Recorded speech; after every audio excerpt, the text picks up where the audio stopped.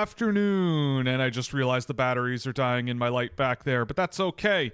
I'm back. It's been a long time, or I guess 2 weeks, a week. I don't even know at this point. But thank you very much. Welcome to Scouching Live. It is November 13th, 2025.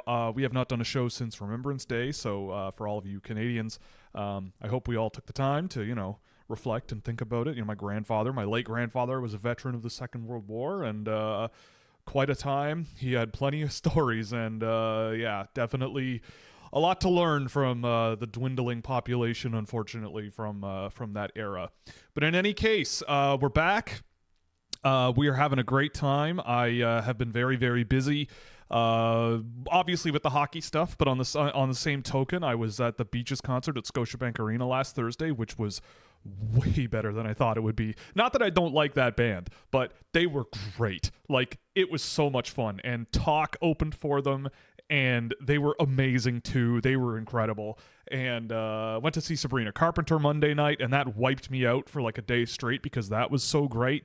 It was really, really fun at that show as well. We had a ton of fun.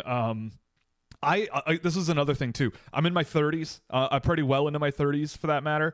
And one of the investments I've made during the pandemic was like Loop earplugs, and they're not sponsoring the show yet. Canada Dry, Loop earplugs. I'm waiting for the phone call.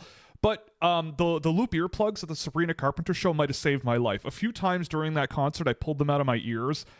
It might have been the loudest concert I've been to since like my heavy metal concert days of the 2000s and 2010s, right? Like maybe seeing Excision, but at least that was an outdoor venue, so the sound waves could just propagate over Lake Ontario. Unfortunately, this was at the Scotiabank Arena. It was insanely good though. Can't complain whatsoever.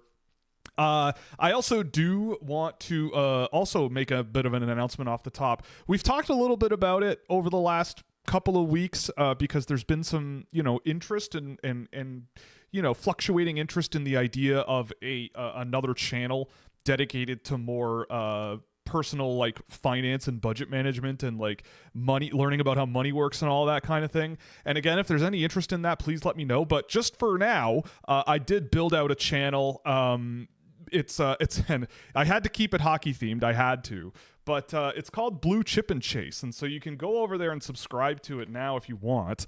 I don't know when it will become active, but it is alive. We have been hard at work. I've got a few programs that I want to do some affiliate codes for. And so those are all set up. So at some point, I'm going away. I'm going away at the end of the month. I'm going to France and Spain with my family for about a week and a half. When I am back, I think that's when we'll start pushing that a little bit more and seeing where it goes, if that's something people are still interested in. I'm looking for the link through YouTube search and I can't find it. So I'll put the link. I don't know. Maybe I'll just do this and just pull the link from the channel directly. But anyway, the point I'm trying to make is we've been hard at work. I mean, there's also lots of hockey going on. In a moment, I will definitely tell you. Oh my God, why is it so hard for me just to find the? Okay, there we go. Anyway, we've been hard at work. It's been a long couple of days. I've missed you. It's been a long time coming. There we are. All right, we're back alive here. Okay, the link is in the chat if you want to check it out. Obviously, there's nothing to check out right now. Or any podcast listeners, I'll put the link in the description. So, hockey time. Been hard at work. Let's see. Who are some of the guys that we've been hard at work looking at? We had a really fun time yesterday doing some extended office hours. So today I did a game of Vilya Dolgolopov, Russian defenseman. Nikita Sherbakov yesterday, another Russian defenseman. Samuel Lowry, Finnish defenseman. We did a Gavin McKenna game. We did a Ludwig Söderberg game. Ryan Lynn. We did Max Isakson, Jet Quadja, Caleb Malhotra, Chad Legitsakos, JP Hurlbert, Yegor Shilov, Jack Hextall, all the hits, all the big ones. Mathis Preston, Landon Ammerheim, Axel Brunger Larson, Viggo Sørensen, under 18 game, Chase Reed, Bodie Leyland, Adam Anderson, Rudolf Sburzkalns, who else? Oh my goodness. Oscar Holmertz. Did we go through these last week? I don't know. Verti Svensk. Oh no, we didn't do a Verti Svensk game. We did we skipped it. It was Oscar Holmertz. But anyway, yeah.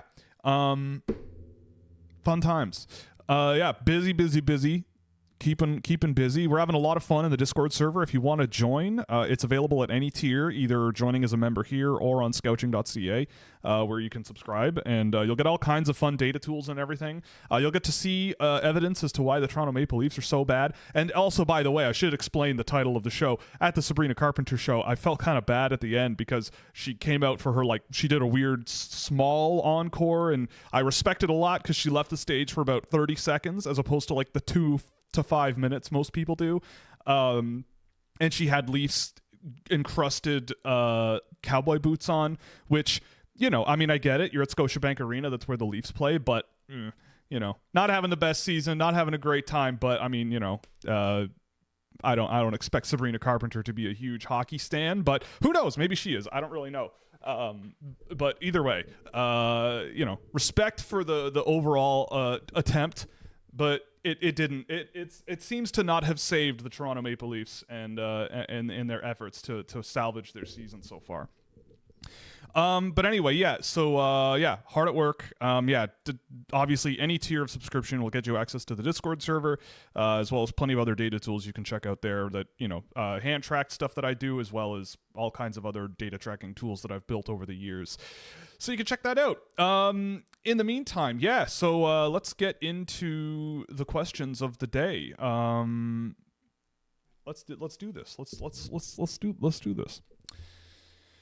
Do you think the NTDP should be abolished? Okay, there's a big question right off the top here, eh? Okay. Do you think the NTDP should be abolished? It seems like the growth of hockey in the USA has outgrown the model. I see what you're saying. I see where you're coming from. But I do think that it is. I think that a big reason that has happened is because of the NTDP and USA Hockey really, I believe, over the last 10 or 15 years, trying to centralize the development process for young players and all of that stuff, and using the NTDP as sort of the anchor, the central focal point of that. Do I feel like the NTDP or the USHL as a whole is a long-term upwards trajectory? I don't think so. The NTDP in the CHL would be a very intriguing proposition that I think would be very interesting for a number of reasons, for both fans of USA Hockey and fans of Canadian hockey and all that stuff. I don't know what that would look like, but it would be very, very interesting, and it probably would be a bit tougher of a level of competition than the USHL in a couple of years will be, but I don't know. We'll see what happens. The USHL is in a weird time right now. But I don't think it should be abolished. I think it's a good plan to have just sort of a centralized, system with which the organization as a whole can sort of elevate the players, that they elevate players to a point where it's this is the model that we kind of want to work with. And look, the team is still good. I've watched the U18 Five Nations over the last couple of days. I'm going to write up a team report for Puck Preps over this weekend, and they're good. This is an NTDP group that I think is pretty darn good, especially the forwards I think are really good. And so it's not like they're dying out or anything. I see what your point is, though. I get it, but I don't think it would be a good idea. I know, because I think the other USHL teams and the CHL has kind of eaten into the USA's talent, or not eaten into the USA's talent, but other areas of the world of hockey have gotten a lot better. But I still think that USA Hockey is a centralized organization. Having a team is a smart idea. And I think it's one you keep hanging on to. Favorite 1 through 5 players projected into the 16 to 25 range. Are you asking because you're a Ducks fan and the Ducks are going to win the Stanley Cup or go to the third round of the playoffs? If that's the case, your username is Ducks are all right. I get it. The Ducks are all right. That's for sure. It's hard to say because I don't know at all what kind of a consensus there is for who's going to be available in that range. I mean, like projected as of right now to go in that range. I mean, you're looking at, for me, my favorite guys in that range are, I mean, Xavier Villeneuve is about a 13 on average. I can't imagine Albert Smits is going to be a mid first round pick for too long. Same thing for Oliver Suvanto. Hawkinson, I don't know if he'll last that. It's still really early, and like a Hawkinson makes a lot of sense. Hermanson, maybe. I mean, I love his abilities. I really like Casey Mutrin. I really like Juho Piiparainen. Again, Malte Gustafsson, maybe, but like a little later in the first round, maybe you're looking at a Horenko, Valentini, Jack Hextall, I love, and if he's a late first round pick, I'd be more than happy to do that. I did another game of JP Hurlburt this last week, and I saw more stuff that I liked compared to what I've seen earlier in the year. I still think he's a really tough projection to the NHL, but like late first round pick, early second round pick, and if you really like him, pick in that range, I could see it making sense, and you just bet on the upside that he's got. But yeah, I mean, there's going to be, that's the thing about this year's draft, right? Like, I think the top group of like 6,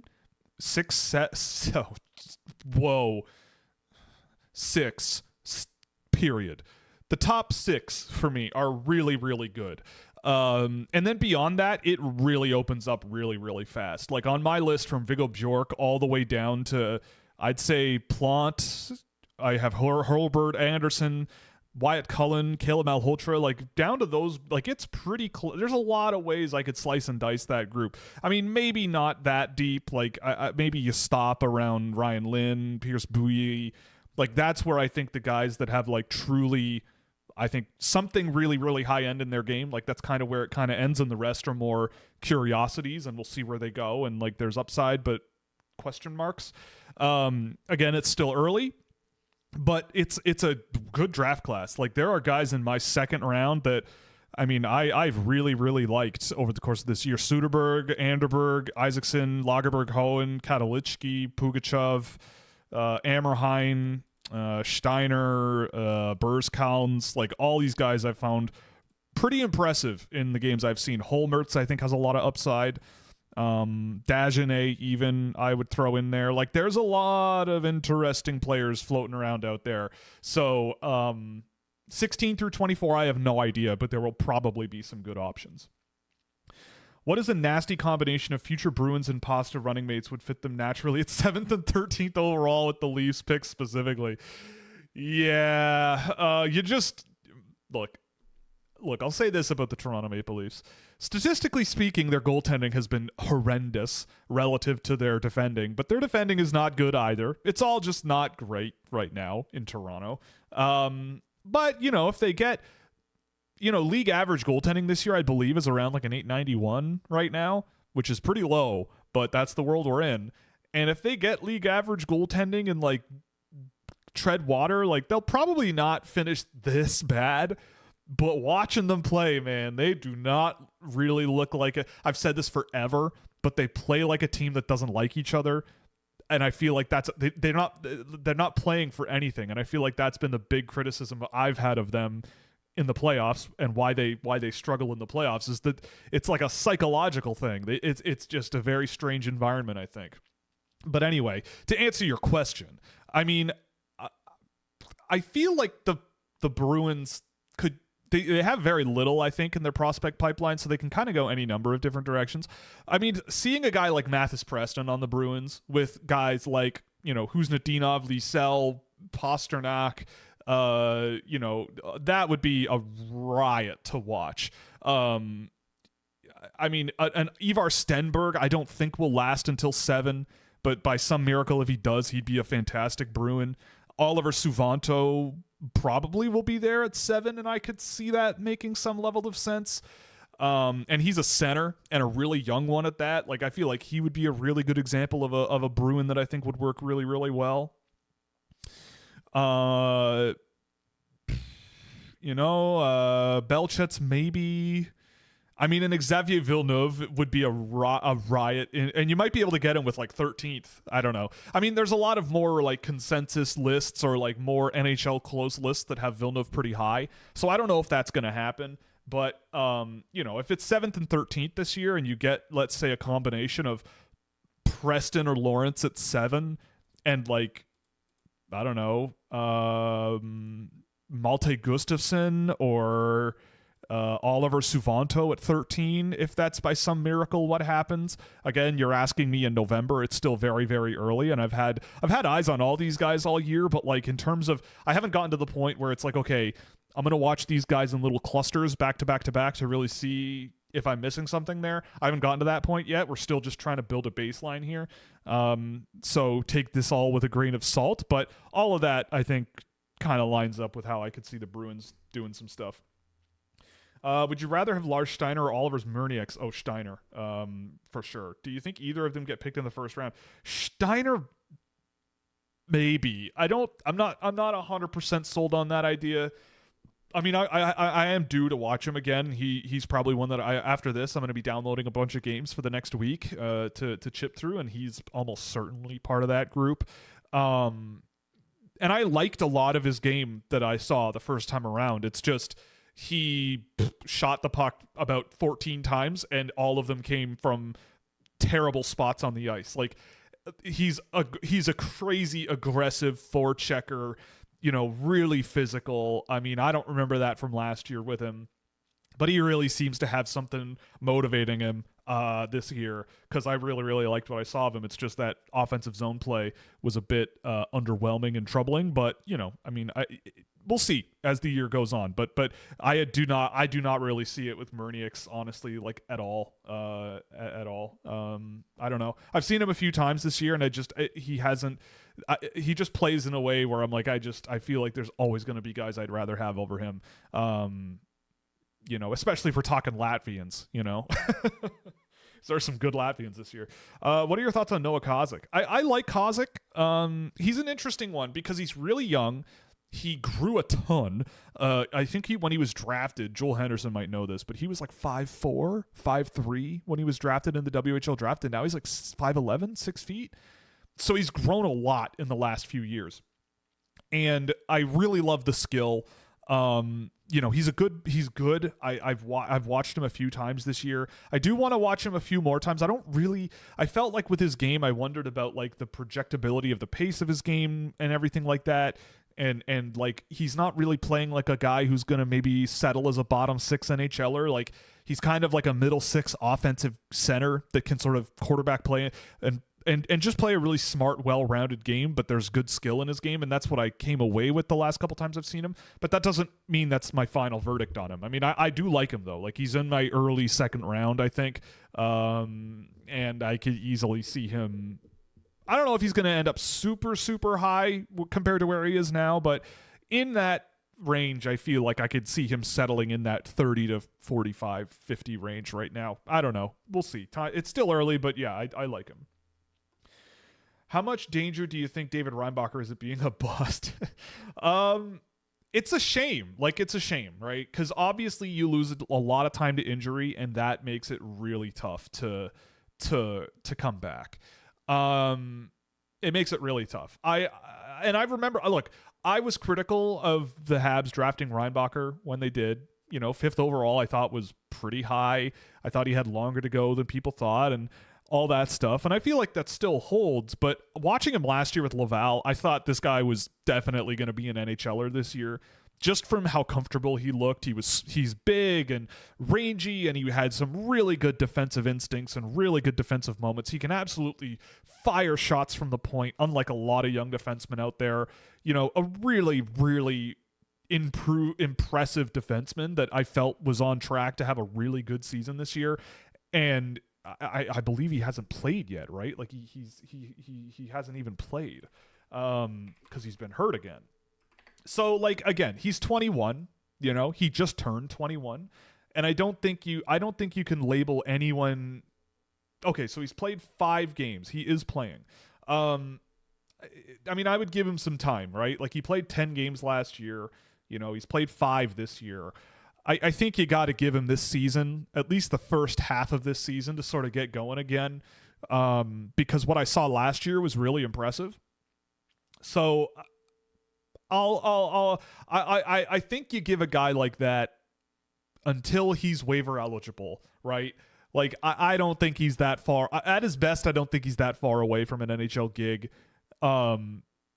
because I think he looked better than just a good AHL defenseman last year. Like, I thought he looked pretty comfortable and pretty projectable at that point. So I'm not writing him off at all, and I don't think anybody else should either. Between Anaheim, Chicago, and San Jose, which teams have been most impressive? I mean, it's great to see those teams turning things around. I really am happy to see it.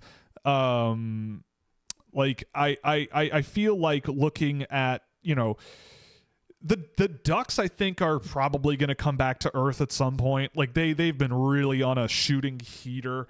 I mean, I'm really pleased that San Jose is finding a level of success. Like, they're not in a playoff spot right now, but they're on a 4-game winning streak. You know, they seem to be getting somewhere. And I feel like by the end of the year, like Chicago, San Jose, Anaheim, they all could be those bubble level teams. You know, do I buy like Vegas being a worse team than San Jose at the end of the year? Probably not.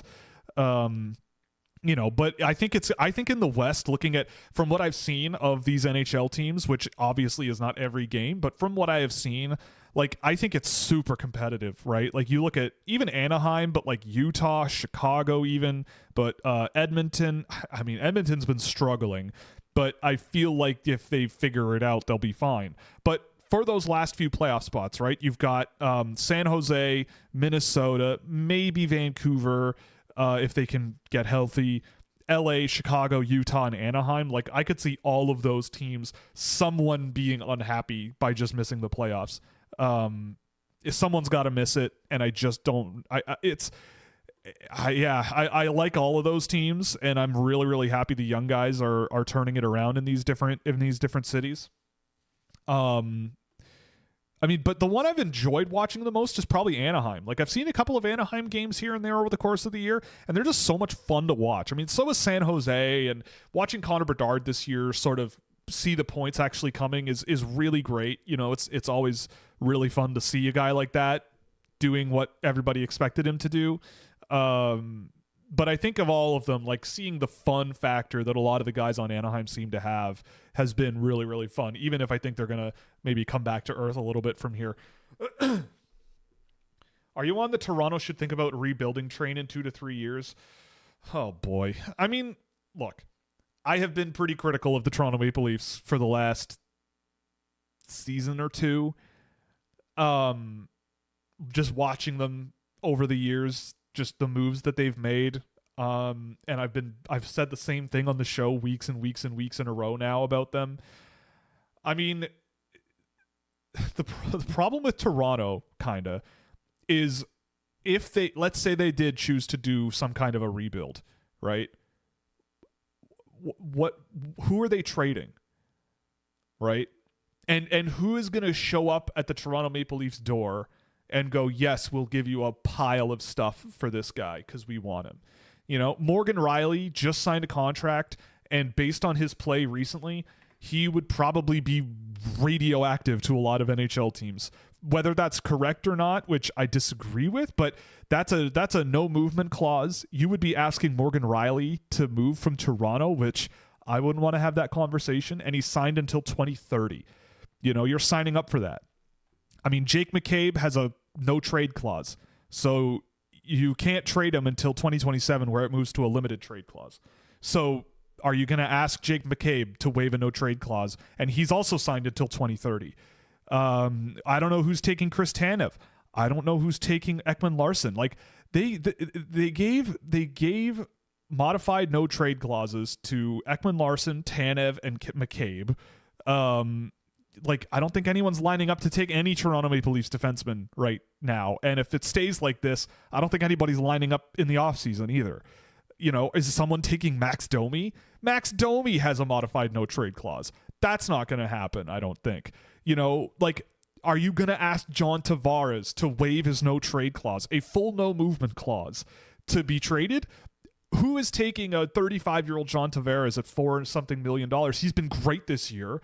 Yes, that's 100% true. But like, are you going to get, like, there's the only guy, like, even in Austin Matthews, right? He's out again. That's a $13.25 million player who has not really looked like one of the best players in the world for a while. I believe that he is a pretty darn good NHL player still when you actually see him at his best still, even if he's not a 70-goal scorer. But I still don't feel like someone's going to... Like, the Toronto Maple Leafs have zero leverage. So, like, the only guy I feel like a team would open their wallets for and trade a lot for are guys like Nyes and Nylander. And Nyes has no trade clause, but Nyes is the exact player that if Toronto does sort of blow it up, if they do, I don't think they're gonna, that you keep that guy, right? I think the Leafs have found themselves in a situation like where the Sharks were when somehow they've done it way quicker than the Sharks did when they had Marleau and Vlasic and Thornton and all these guys in their 30s, and they had gone to the Cup final. They had gone on all these deep runs, and they had all these long contracts that had clauses and no trades and all this stuff in them, and the Sharks just couldn't really do a whole lot with them or move them or anything. Marc-Edouard Vlasic is still there, and even then, they still had bits and pieces that they could move for stuff. I mean, is Toronto quickly getting to that point? I mean, you look at their roster, right? How many guys under 28 are there that's playing on the team? You've got Michelli, Nyes, Robertson, and then a bunch of defensemen who nobody will probably want. Like, there's no youth. You've got Easton Cowan. Probably that's about it. I don't know. They're in a really tough spot. And I think if you ask me, you've made your bed with Toronto. You've made your bed. You can't not try to win. You got to figure something out here. But if you ask me, I don't know what the answer is. Because watching them defend, man, I've said it all season long since preseason. Once you get the puck into Toronto's defensive end and you complete one pass and make a little bit of room, you're getting scoring chances. You're getting something because they just don't have the foot speed. I don't know. So do they get a defenseman or two or three who are not, Philippe Myers or Simon Benoit? Maybe, but with what cap space, right? Like, they've got, like, look at all these guys they've got. It adds up, right? Like, this is why I say all the time, every dollar matters. 3.25 to Dakota Joshua, 3 to Nick Waugh, 3 3/4 to Max Domi. Joshua and Domi have no trade clauses of some kind, right? Right there, that's more than you're paying Matthew Nyes in combination. You've got, you've got a Chris Tanev for another 5 seasons. 5 seasons. 4 after this, right? And he's 35 and injured. That's another $8 million between him and Ekman Larsson, right? And another 3.5 for Brandon Carlo. Like, I don't want to do the math because I feel like we need to move on, but that's like 4, 5, 6, 7, 8, 9, 10, 11, 12, 13, 14, 15, 16. That's like $23 million lined up in a bunch of guys who so far this season, I would argue, have been maybe replacement level guys. At like best. I don't know, man. I don't know the answer. It's but you know what? This is what people wanted. They wanted the Leafs to go in a different direction, and they brought in the veteran guys who have the experience and all that stuff, and it's not good. Not at least so far.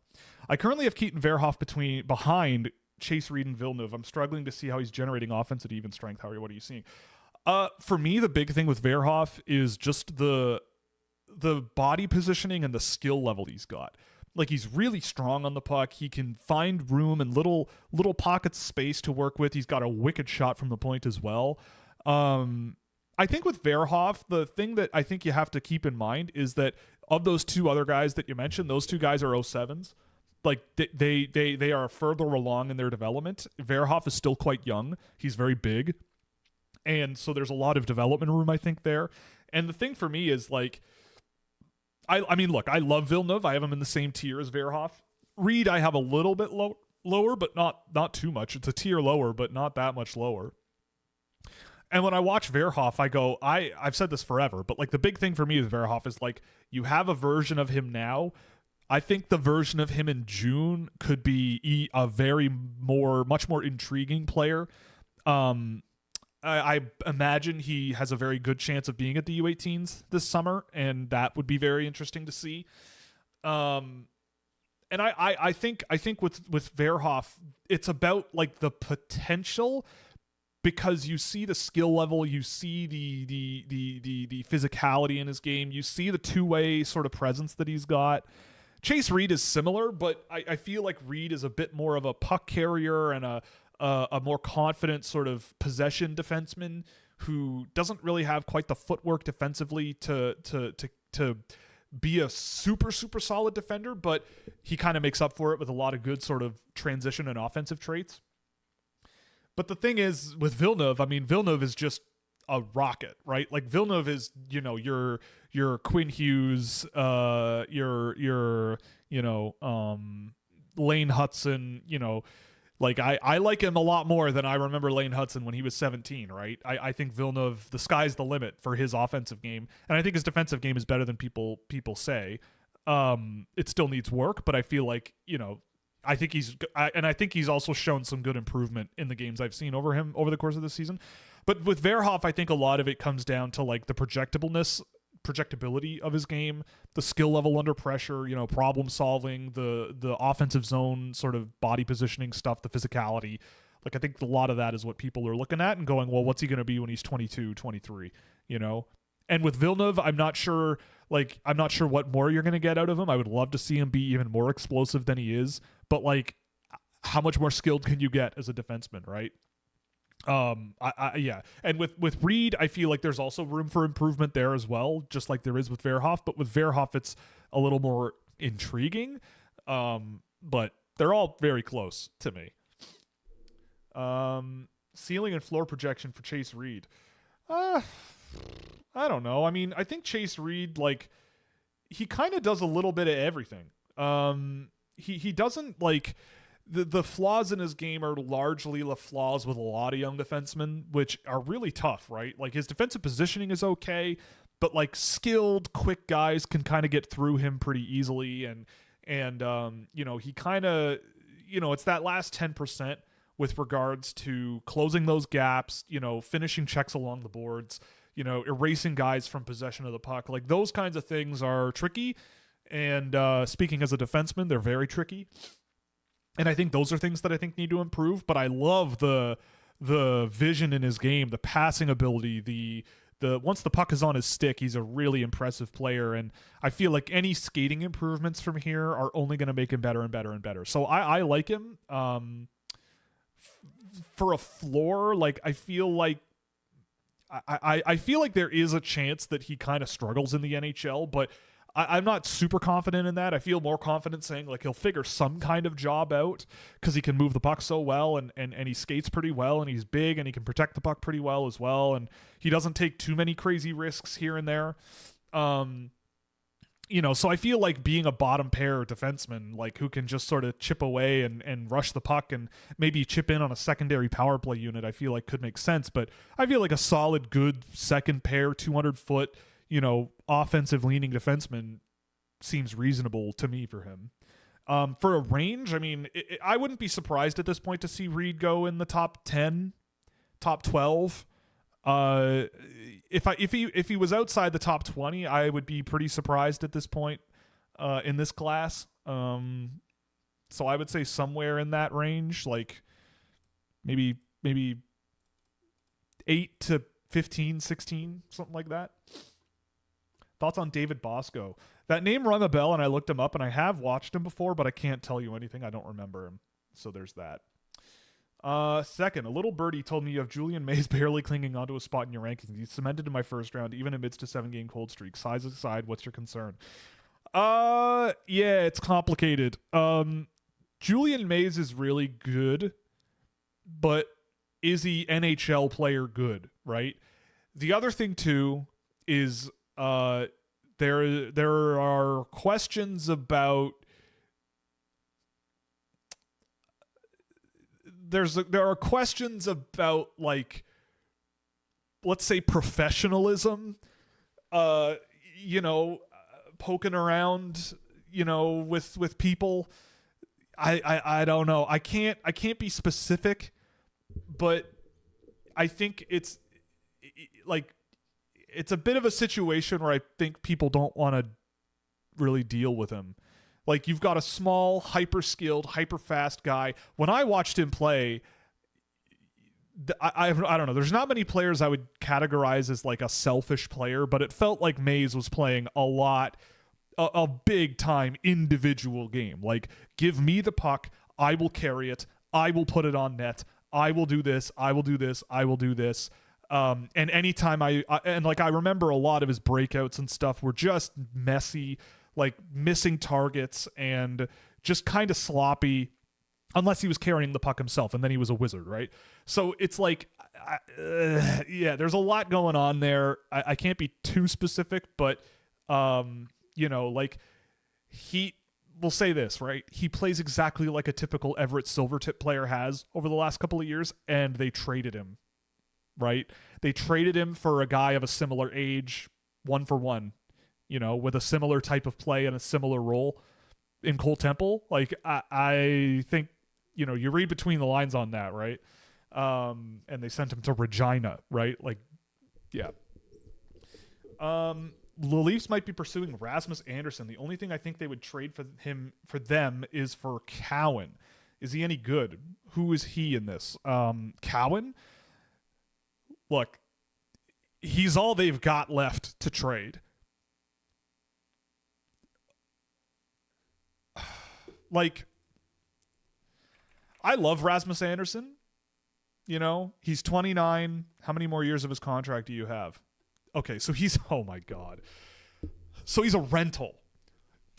I feel like if you trade Easton Cowan for Rasmus Andersson without a contract extension in place, and that idea of an extension terrifies me, because the Leafs would now have another defenseman signed for probably well over $5 million a season. The Leafs don't have draft picks to trade. They have a third, a fifth, and a sixth this year. They have a second next year, a 2028 first, which I really don't think they should trade. But they have nothing else. Like, if I'm Calgary and I'm trading Rasmus Andersson for a rental, I mean, it probably would be that first round pick. If I'm Toronto, I'm not saying yes to Easton Cowan in a trade for Rasmus Andersson. At least, even if there's an extension in place, because Easton Cowan is probably good enough to be in the NHL, and I like him. I feel like I've said for a long time he's a third line, but a good one, sort of playmaking, really smart, competitive, winger who just does a lot of things you really need a guy to do, but he's not like a huge difference maker, but never really like an unreliable player. And I think that's valuable. And Toronto needs guys like that right now. So if it's like, I mean, look, if you trade a 2028 first and a 2027 second for a Rasmus Andersson rental, and you really like, because the Leafs, I don't think selling is an option.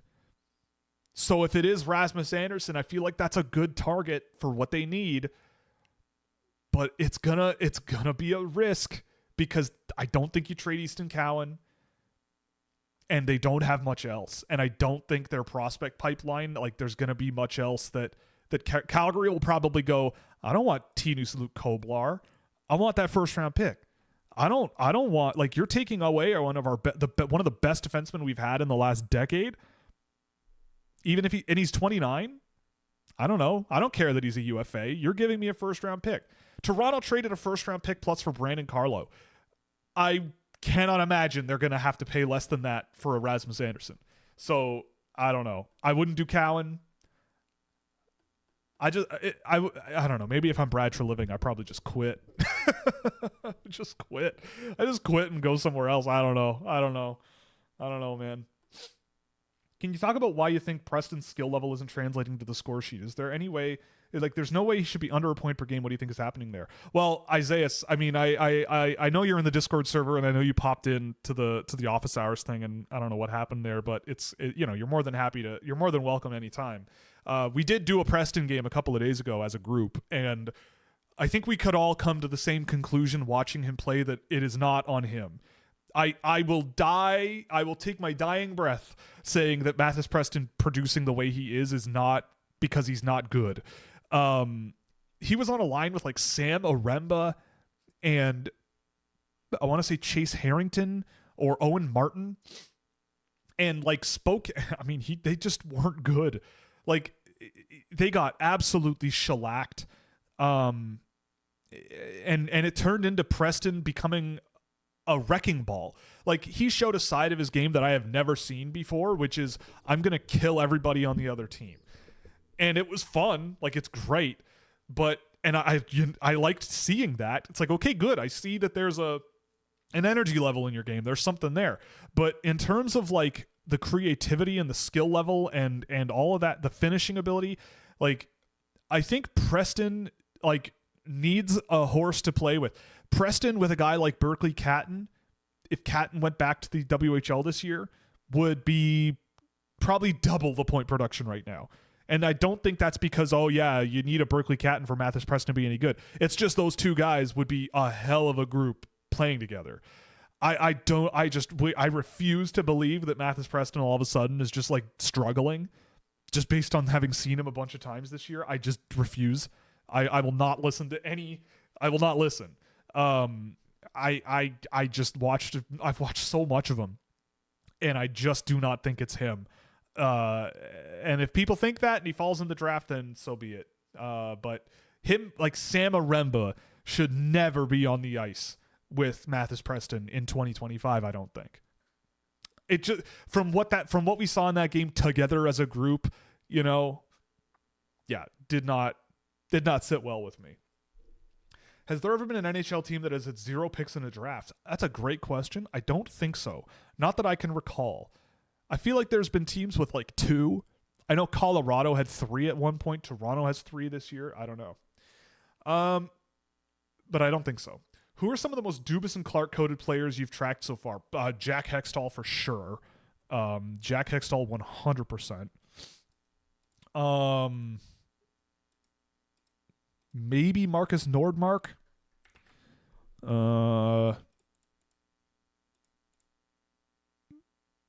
JP Hurlbert, perhaps. Caleb Malhotra, perhaps.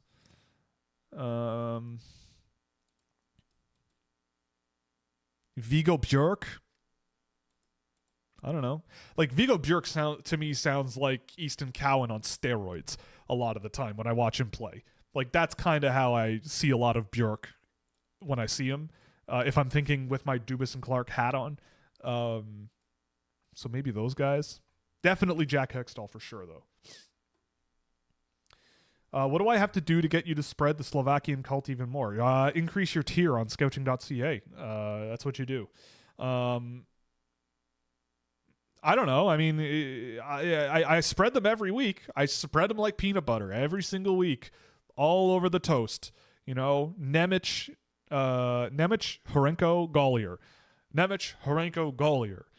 Nemec, Horenko. Is that okay? Is that what you want? Because I could do that, Do you want a banner that scrolls by above the credits, like up here? Nemec, Horenko, Gollier. Well, it's backwards. Nemec, Horenko, Gollier. Nemec, like a ticker tape thing going by. I don't know. I won't rest until they're all top 10. Well, okay. Tomik.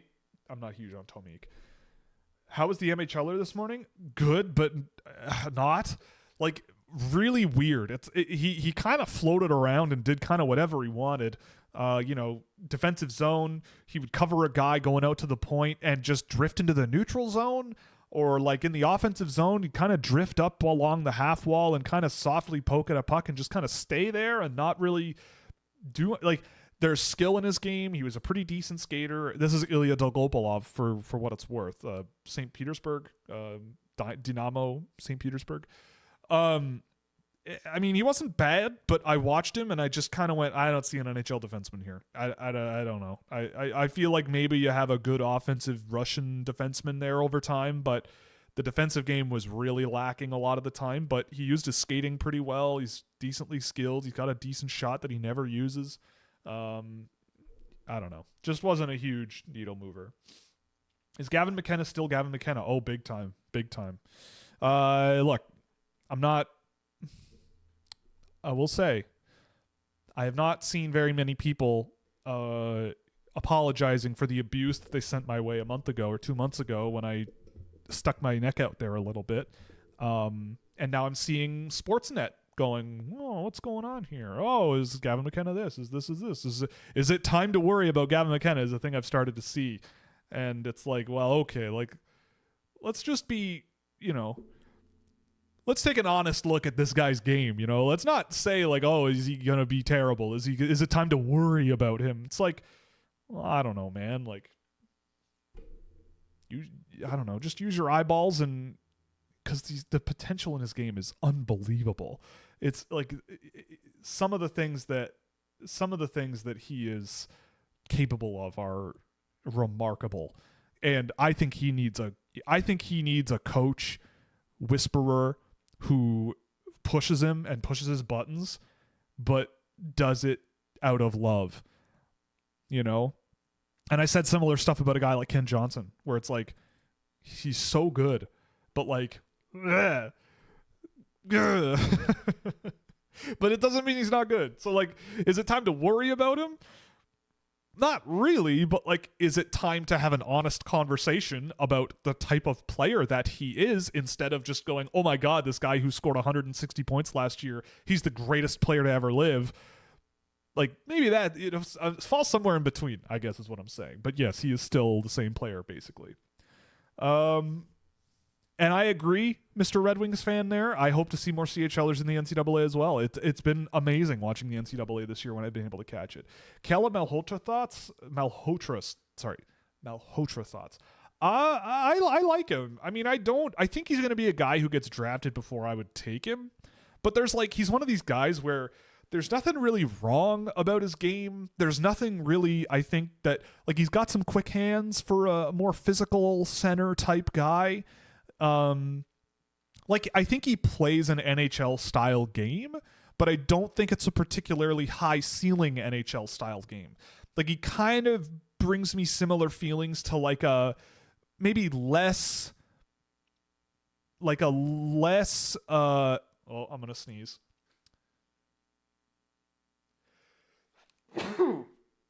Like a lesser sort of high-end version of a Brady Martin style player.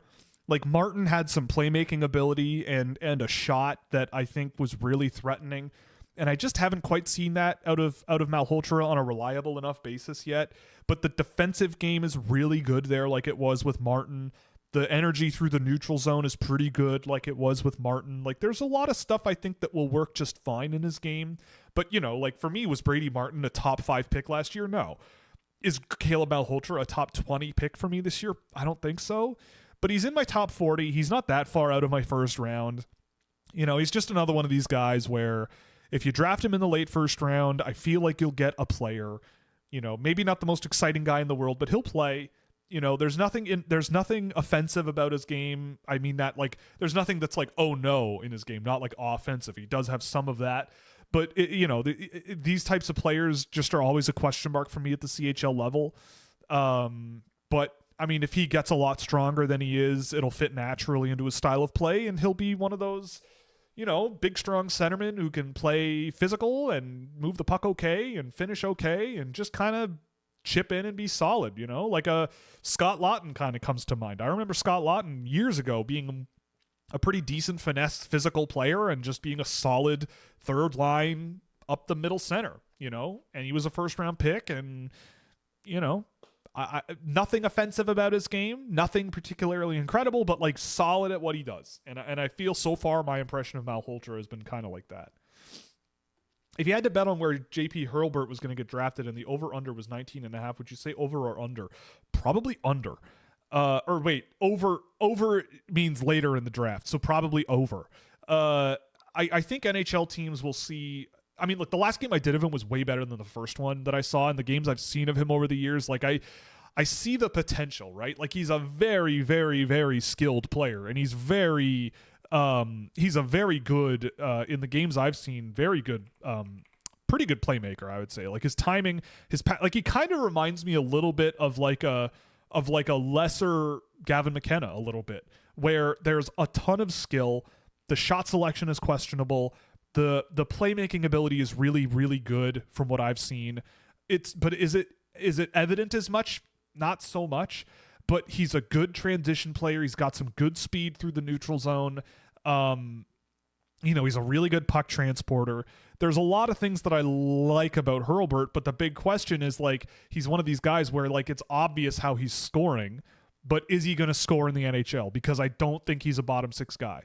Is he one of these guys that's going to be energetic enough to play both sides of the puck successfully in the NHL?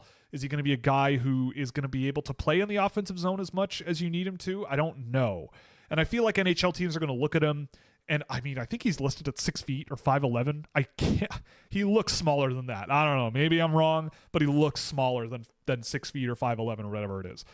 And I feel like NHL teams might go, well, I mean, I think it's going to be a situation like this, right? Like some teams are going to look at him and go, I'm going to bet on this guy because he's got the skill, he's got the footwork, he's got the pace of play. There's a lot that I like, and I'll bet on the upside.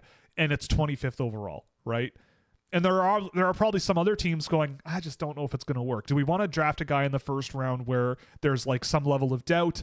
Maybe we go with a Caleb Malhotra because we think he should have been gone 5 picks ago, and we'll just get a third line center out of him, and that'll be it, right? Or do you go for I don't know, a Jack Hextall at that point, because there's just a wicked amount of smarts and hockey IQ that you can build around. And I'm not saying Hurlburt doesn't have that, but like there is a little bit more safety, I think, in a guy like Hextall's game based on how he plays at the NHL level. But like Hurlburt definitely has more flash and razzle dazzle. It's just a matter of priority, right? But I feel like teams are going to find a way to talk themselves out of a top 20 pick for him. So I feel like an over on that is a decent bet. Is Shane Pinto worth $7.5 million for 4 years? Well, I mean, that's once the cap goes up next year, that's going to be what, like 6% of the cap.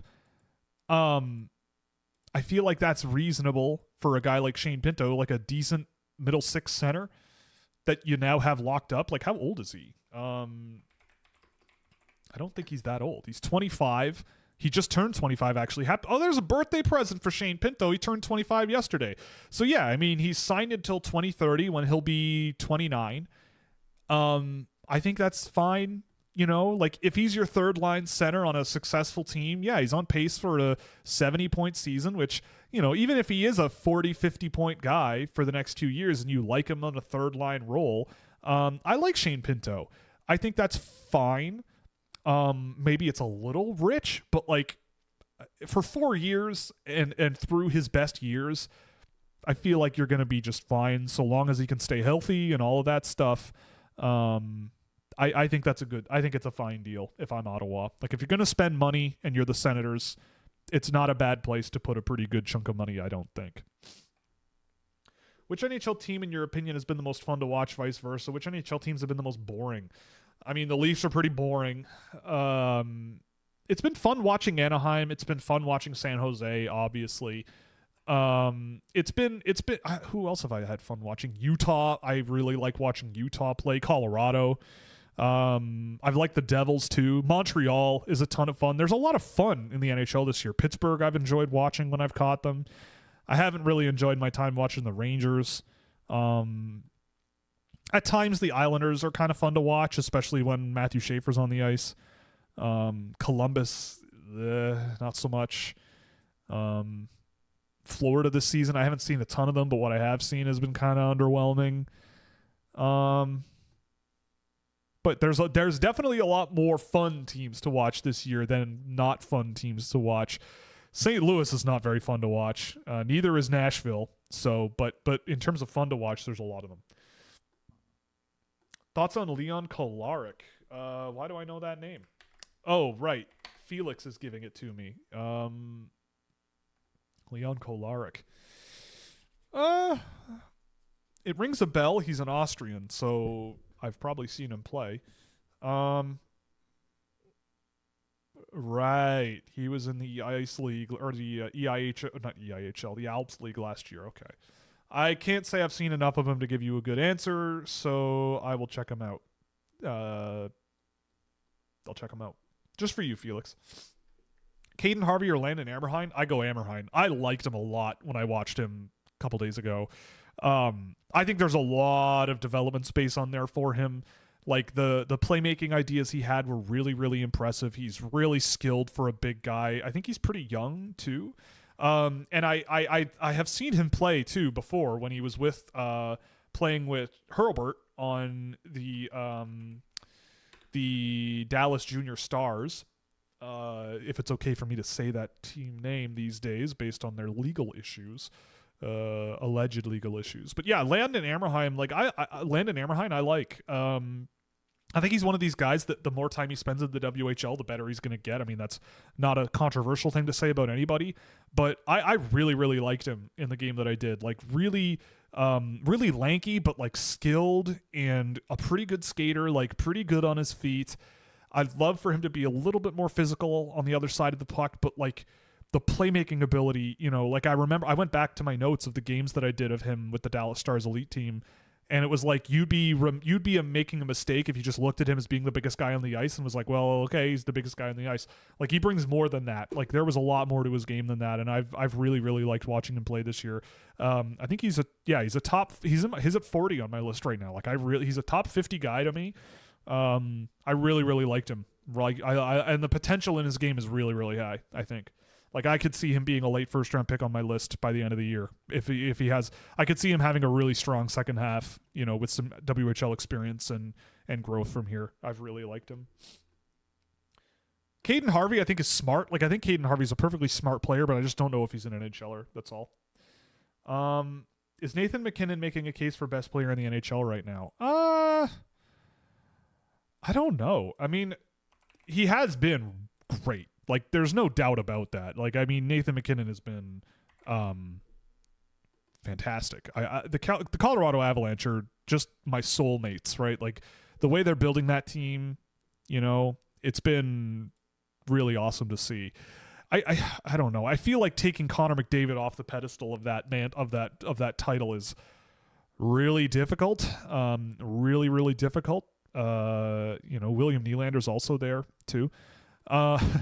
That's half a joke, but I mean, I think Connor McDavid still has that job, but I mean, I think we're in an era where, you know, I mean, I think McDavid is the number one guy, but I think we're in an era where a bunch of guys are really pushing him for that title. We'll see what happens with all the young guys at the top here: Carlson, Celebrini, Bedard. You know, all those young guys. We'll see if it sticks, you know, this much over the course of the whole season or next season or whatever. But they're having an unbelievable seasons. I mean, I've loved watching Bedard this year as the season's gone on. Celebrini has taken a way bigger step than I thought he would. And Leo Carlson seems to be catching up to where I thought he would be last year. Like, I mean, I didn't expect this, but a much more offensively productive player than he was last year, I definitely thought would be there this season. But I mean, yeah, I feel like I'd still have McDavid at the top, but McKinnon's very, very close, if not number 2. How far is Wyatt Cullen from your top 32? Not far. I haven't tracked him yet, so you'll know because I know you're in the Discord server there, Whitaker. But where is he? He is 36. He's in a group right now with Adam Anderson, JP Hurlburt, Caleb Malhotra, Lars Steiner, Landon Nitz, Landon Amerheim, Ryan Rubrek. Like, I'm looking up and down this group, and I'm like, man, I'd like to have any of those guys, like all those guys, and those are like fringe first round players. Like I don't know if I'm not drafting top 6 this year, I'm trading down, and I've said this every year, but this year I think it's also very true. Just get as many picks as you can, trade down from 6 or 7, and just go boom, boom, boom, boom, boom, right? Like just just go from there. That's what I would do, and I would definitely really be pushing for that if I worked for an NHL team. I'd be like this. If there ever was a year to just amass first and second round draft picks, this would be one of them. So please, for the love of God, do that, because teams will often pay a lot to move up in the draft. But now that I've said that, NHL teams are going to be like, well, now everybody wants to do that, so I'm not going to offer anything for you to move up, But not very far, to answer your question. And I could see, I mean, I really loved Cullen last season from what I saw. He was my sort of dark horse NTDP guy. I didn't think first round pick this year, but I thought a good player regardless. And he was really impressive in the U18s that I saw from what I saw. I thought he was really impressive. I don't know about like a ceiling on his game yet, but I really, really liked a lot about his game. Like there was a lot of maturity I felt in his game with like how he handled the puck, where he moved it, timing his passes, how he saw the ice. Like I felt there was a lot of really strong traits in his game. It seemed like he was the son of a player from the NHL who played until he was like 67 years old. I said it again. No, stop it. 62 years old instead. Let's stay away from those 2 digits together for the rest of the show. Let's do that.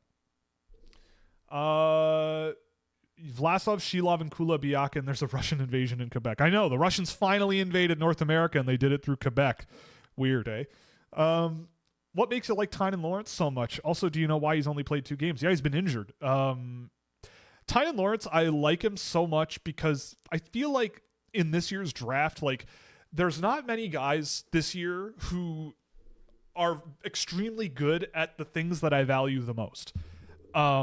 Lawrence is very good at the things I value the most. Like, he's a center who has ridiculously good pace through the neutral zone. He is every shift of the game goer. He is competitive. He is an aggressive defensive player in a good way, like a smart way. He is a guy who can take over a shift if he needs to. You watch like a Matthew Schaefer, for example, in the NHL. I'm not saying Lawrence will do this, but it might be helpful to explain through an NHL context. Like, think if you watch Matthew Schaefer, one of the things I've been really impressed with him in the NHL is his ability to sort of just like float through the ice and just sort of stay with the flow of play really, really well, chain things together, never really be too far out of position while simultaneously being really aggressive at times. Like, there's a lot of things about his game that are very, very interesting. Like, he kind of comes in and out of his position, but like in really smart, clever ways, and just kind of always is kind of in the right, doing things that move the game in the right direction. And at the end of the day, he's a really good offensive player. And I feel like with Lawrence, there's a lot of similar traits there, where just like he's always kind of in good spots and always kind of chipping in good ways. He's really young for the draft class. I think he projects as a really, really good center.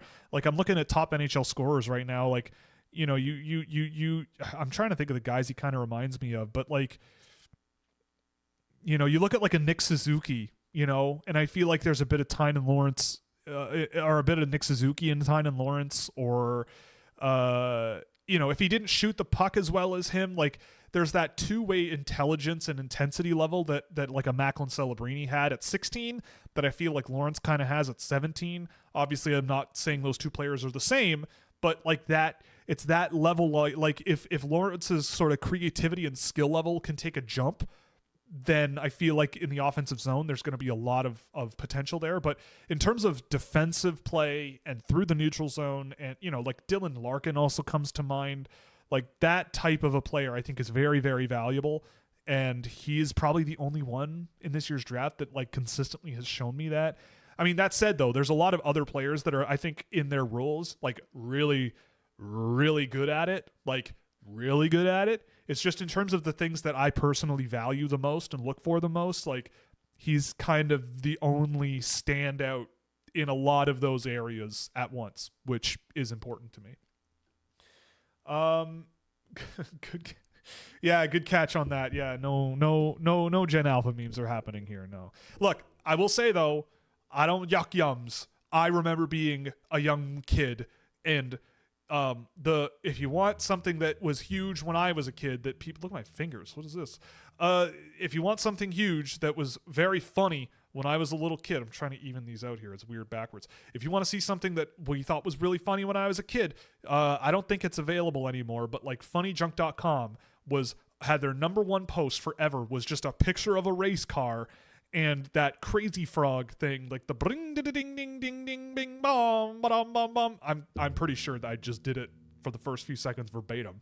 But that was like a meme in 2003, right? So we have not come that far, right? Kids are stupid, and you were too, you know? So like kids are having fun. I think we live in a world where people should have more fun. Everybody finds ways to destroy other people's ways of having fun. So I feel like you just let them be kids, have their fun. They'll get over it in 3 months, you know? And that's it. So yeah. Anyway, I'll get off my pedestal. Nemec or Wright? I mean, I still feel like Wright. I mean, it's obviously in vogue because Nemec just scored a hat trick, but I've always really liked watching Shane Wright in the NHL. I probably would lean Wright still. Which players are you anticipating to stand out for the NTDP versus the CHL? Casey Mutrin, Victor Plante, Logan Stewart, maybe Parker Trottier, Wyatt Cullen, I hope.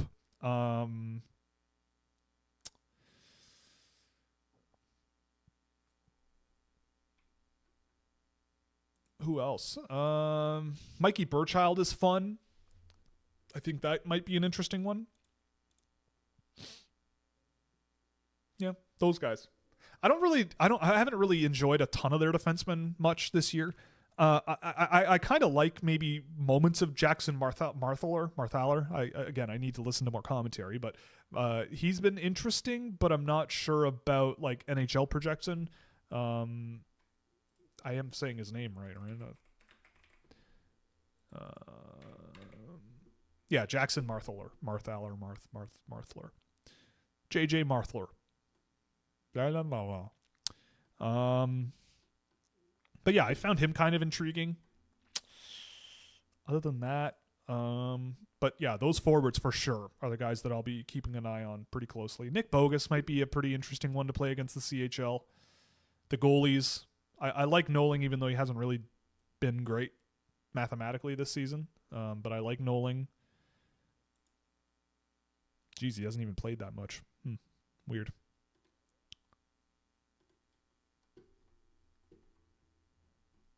Anyway, all right. I don't want to get too lost here. I don't want to get lost in goalie land. That's not my job. It's not my job. All right. Could you see Viggo Bjork falling to 20 on draft day because of size bias?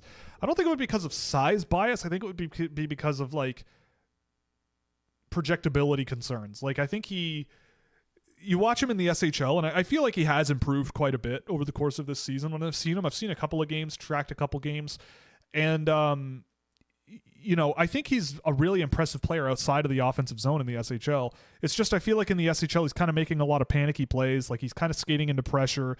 His chips are not getting past defensemen. Like he's just kind of timing things poorly. He's getting beaten and rubbed off pucks really, really easily.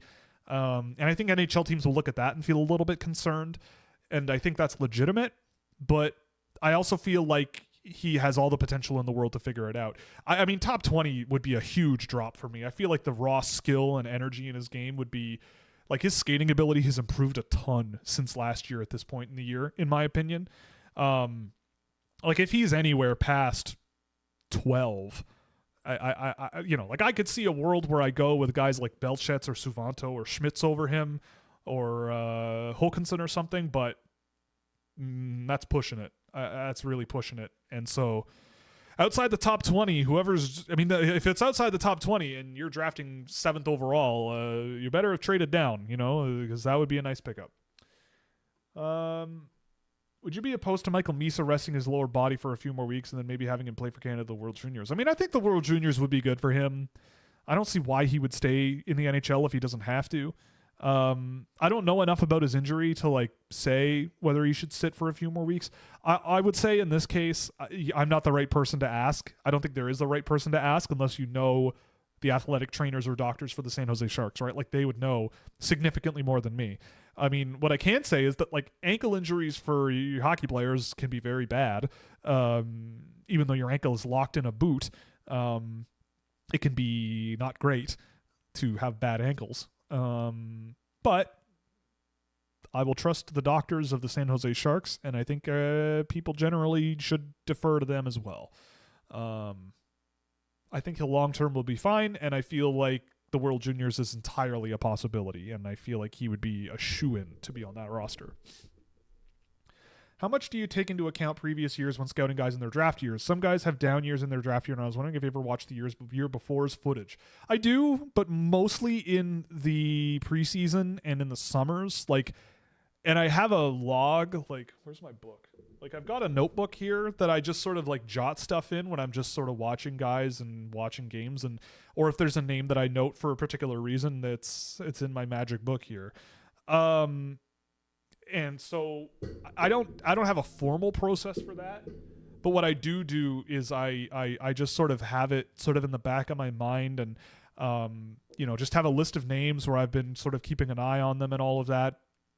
I mean, I feel like a lot of the time though, like when guys have down years, it's more like you see more of what's always been there. It just has been masked for one reason or another, right? Like I can't put my finger on it, or I can't count, but the number of times I've actually watched a player when they're 16 and then watched them when they're 17 and they have been worse, and I can legitimately go to them and be like, well, they just had a down year, and it was not for some reason that I would have no information on, is probably count on one hand. Like the one that I think always comes to mind for me is Matthew Nyes, who in his draft year did not look super comfortable, but he had an injury I didn't know about, a pretty serious one if I recall, and he started the year with mono, which I also didn't know at the time, and so that automatically makes a down year much more likely. But I mean, look at Mathis Preston, right? I don't think he's having a down year. I just think he's not surrounded by the same level of talent as he was, and there's only so much he can do. Like the number of times that he's working along the boards, frees the puck a little bit, and finds a way to get out in front of the net, and there's nobody there. Like maybe that's on him because he should be looking, but you got to make plays quickly, right? You gotta make plays quickly, and finding a way somehow along the boards for none of your forward partners to be in a scoring area, that's also not on him, right? Like in any case, most of the time I don't think like down years are as common in my opinion. It's more like, oh, okay, so I noted this player for this kind of thing, and this year they're kind of in a more important role and not surrounded by yada yada yada, and it's a bit of an issue because of this, right? Like McKenna's a perfect example, right? I had a lot of notes on him from last year. I was like, I don't know if he's a first overall player, but he's really good. There's nothing wrong with him. But there's a lot of things that are probably a bit problematic here, and I don't think he's having a down year. Like I don't think it's he's adjusting to the to the NCAA like a lot of people have been saying. I think it's just that he has to elevate his game in order to succeed, especially at 5-on-5, right? Because it wasn't required before. I don't think he's having a down year. I don't think it's an adjustment to the NCAA. I think it's just you moved up, and now maybe that is an adjustment, but like I don't think it's this was working in the WHL, and it will work. It's just a matter of time. I think it's like you need to tweak some things here. Some things that are tough to tweak, in my opinion. But yes, the answer to your question is yes, but like not usually during the season. Thoughts on Bryce Pickford's season so far? I'm surprised he's been able to maintain his point production from last year. I mean, Medicine Hat is still a really fun team. I mean, he and Pickford, his play in the offensive zone, like his shot is extremely good. Like he's a wicked sniper from the point for a defenseman, and that's how he scored so many goals last year. I'm waiting for the page to load, but I believe he's like kind of matching last year. I mean, obviously beating what he did last year is really tough, especially without a guy like Gavin McKenna on the ice helping out. but they're a good team. And yeah, I mean, I don't know if Bryce Pickford like projects as a high-end NHL defenseman really, but like a good offensive AHL defenseman, I can certainly see that in his future. Yeah, like he's on pace for about the same amount of production last year, and like he's good. Like he's a good player. I just don't know about upside. Like he's solid, but a really aggressive offensive defenseman, which is, it has its ups and it has its downs. You know, he's just that type of player, and he's pretty good at it. Like he's on pace for 35 goals this year. You can't complain. It's early in the year, but where do your zero list officially drop from the I like to watch this player to I'm officially watching this guy play because it's my job? Honestly, like, and after the top 50, probably top 60, top 50, something like that. There's just a lot of guys in that range where I'm just like, yeah, they're fine. I could see them developing into a thing. But yeah, something like that. How do you compare the top 08 Swedish forwards? Hermansson, Nordmark, Björk, Holmertz, Meyer, or anyone else you prefer? Oh boy. Well, I mean, on my list, I mean, it's Björk. Well, I guess I could just look. It's Björk, Hermansson, Nordmark, Holmertz. I'd probably put Meyer between Björk and Hermansson. Actually, I would do that. I think he'd be much closer to Björk than he would be to Hermansson. I love Bosse Meyer. I think he's awesome. And as a group compared to last year's or the 07s, I mean, Stenberg is a really good 07 for Sweden. Like Eric Nilsson, I still love. I watched Michigan State the other day, and I think he's doing just fine. Sorry, I also don't remember who the Swedes were that got drafted in last year are. I forget things basically immediately as soon as the draft is over. Sweden. Where are all the players from Sweden? There you are. But yeah, I mean, Stenberg is a good one. Yeah, true. Frondell, Stenberg, I would probably have ahead of Björk. Well, I do have Stenberg, and I would have Frondell ahead of Björk, but probably pretty close. Boumedienne, Ystreen, Genborg, Nilsson, Stockselius. Like, I think those guys are more. If it was this year, those guys would probably be in a similar range as I had them last year, like early second. I mean, Eric Nilsson this year probably would be. I had him really high last year, but he probably would be like mid-teens this year for me. Yeah. But I mean, this year's group, I don't know if it's as strong. I do really like the raw abilities of guys like Hermansson and Nordmark. I love how, I mean, Holmertz is smart. Like, there's a lot about his game that I like, but he's got a ways to go, I think. And Meyer, I really like. So yeah. But I think I'd go with the 07s. Michkov, Demidov, Privalov, rank them. Probably Demidov, Privalov, Michkov. Yeah, I mean, Demidov is one of the most incredible junior players I think I've ever seen. Privalov is one of the most powerful and intriguing combinations of things of a junior player that I've ever seen. Michkov was frustrating, but like really skilled. So by default, I guess he goes last. Thoughts on Tyus Sparks? Is that a Iggy Azalea song? No. Tyus Sparks. Can't say I've seen enough of this guy to give you a good read. So let me just pull up the infinitely long watch list that I've got now because I am neglectful to my own audience. I'll put him in there. I mean, I have watched a bunch of these guys, but they're still there. Okay, let's continue. Calgary sucks and I couldn't be happier. Fair enough. You know, I mean, they're having a bad time. Bad question. I know it's early. Do you get the sense the team see Joe Iginla as a first-round caliber prospect or not? Probably not. I mean, a second or third maybe by the end of the year I could see. I like Joe Iginla. I just wonder if it's going to project. Like, he's pretty small. I imagine he grows from here. I don't know, though. He plays a very admirable style of play. Like, he plays a projectable style of play, and if he grows, I think there's a good chance he could be an NHLer. I admire how he plays. I don't know if I said that. I just don't know if, like, there's uncertainty with him, I think, and that kind of spooks me, and I feel like NHL teams might feel the same. But he's good. Like, he's a good player. I don't know about first round pick, though. It's a pretty strong year, and I don't know if Iginla will get there. I feel like it's one of those things where it's like when you look at the list, it's like, who does he knock out of the first round? I don't know.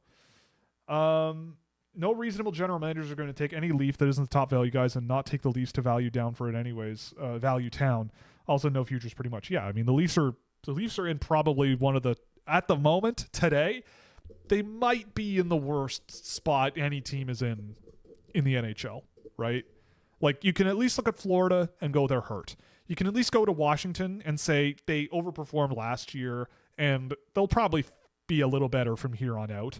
You know, their goaltending might go back to where it was or whatever. You know, like, you look at a lot of the teams that are sort of like, Ottawa has a pretty good group and, they're in a playoff spot, so I should shut up. I mean, Buffalo is a bit of a struggle. That one's tough, I feel. But at least Buffalo has a lot of young pieces that are chipping in. Like, they've got a young team, and they're trying to figure it out with a young team. Toronto is old, bad, no draft picks, one notable prospect that seems like a good NHLer, and that's it, right? Like, Columbus is young. They've got some good parts to the team. They just need more good parts. You know, Nashville, they're building a bunch of young guys up. Calgary, they're rebuilding. St. Louis has drafted quite a bit recently and has a pretty decent group of players coming up. I don't know. Toronto might be in the toughest spot of any team in the league at the moment, and that could change in a month, right?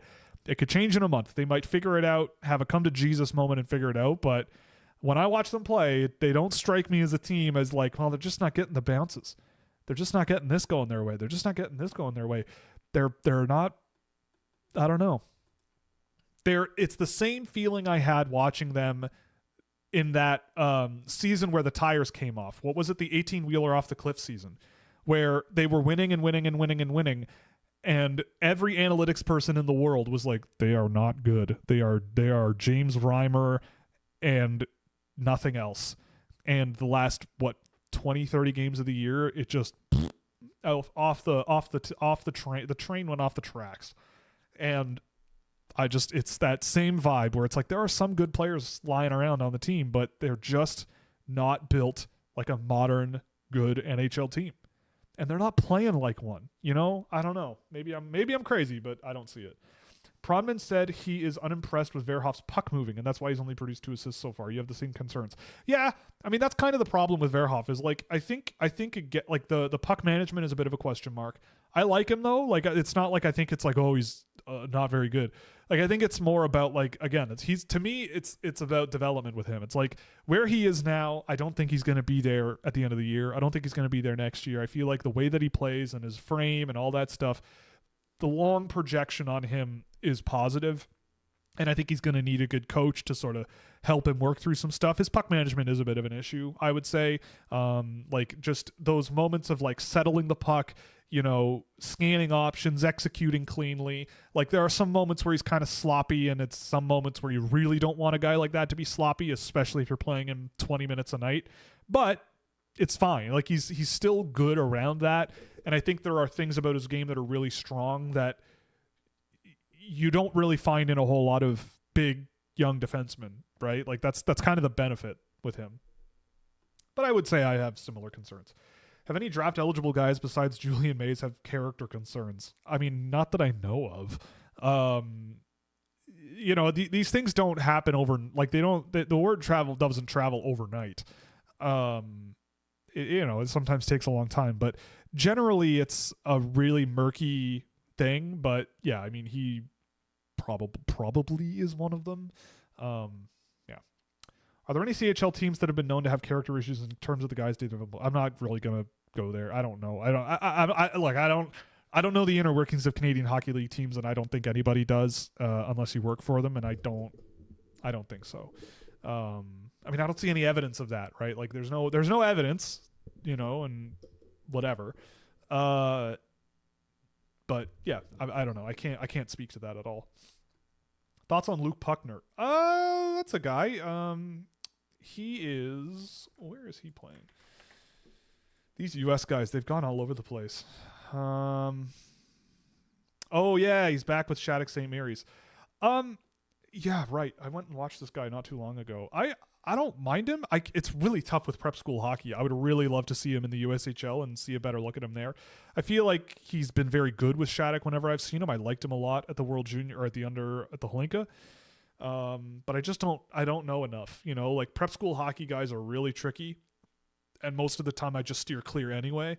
But he's been entertaining when I watch him. Like the skill level, the shots are really good. I just don't like it's again, the uncertainty is spooky. Do you think Adam Novotny will get picked in the top 15? Probably not. First round pick I think is entirely possible, but top 15 I think might be a little much for teams. I don't have him in that range, but I mean I like him, but I don't know if it'll be. Yeah. There's just a lot of good defensemen this year, and teams will probably defer to defensemen over wingers. He's a little older for the draft class. He's a bit of a frustrating player a lot of the time, and I think he's got all the potential in the world, but there's just, he's another one of those where it's like, you're so close. Wanted to talk about Cole Reshny. I've watched 3 games of him at North Dakota, and he's been growing so much week over week. Foot speed is noticeably better. He continues to win board battles. His vision continues to be a cut above the rest. Fair, all facts. This year would tell us a lot about him up until this point, we're looking great with his trajectory. Playing a tough schedule as a one center. Yeah. How much of a two-way beast is he really? And do I believe the Flames? I believe the Flames have a top 6 center in the system. I mean, I think it's possible. Cole Reshny's upside was always there, and to see that his foot speed is a little bit better is very, very good. That's the big concern that there was with him. Again, like if I was working for a team last year and his name came up really early, I would not be against him being picked way higher than where Calgary took him, because I felt like if you were optimistic on his potential and his development, then yeah, he was extremely good. And so, yeah, I mean, I don't know about a top 6 center in the NHL just yet. Middle 6, maybe. Like a maybe good second line center or an extremely good offensive third line center on that group. If Calgary in a few years looks like how it might look. Yeah, but like a good player nonetheless. Can confirm Preston looked fine, yes. I'm a Nashville fan and I do want a banner. Yeah, fair enough. I know how much you love goalies. Which goalies do you like and could be some steals, goalies or voodoo? Yeah, goalies. What do we got? Goalies, yeah, I mean, there's a few this year that I've liked. I feel like I've answered this a billion times this year, but I don't mind answering it. Yegor Rybkin with Nizhny Novgorod is one. Dmitry Borachev is another one that I've really liked. Brady Noling we talked about. Vladislav Yermolenko I feel like is a huge reason Niagara wins any games. Marek Sklenichka in Seattle is being pelted with shots from scary areas and doing quite well, and I like him. My French boy, Martin Neckash.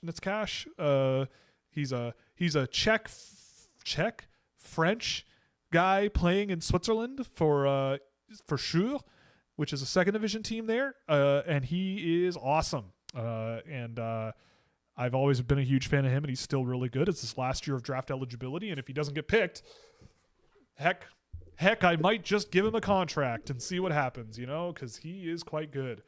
Let's see, Martin Neckash. He's signed. I mean, I imagine he's signed with his Swiss team for a while from now. 2028. So he'll be 23 when his contract, or 2027 when his contract. He'll be 22.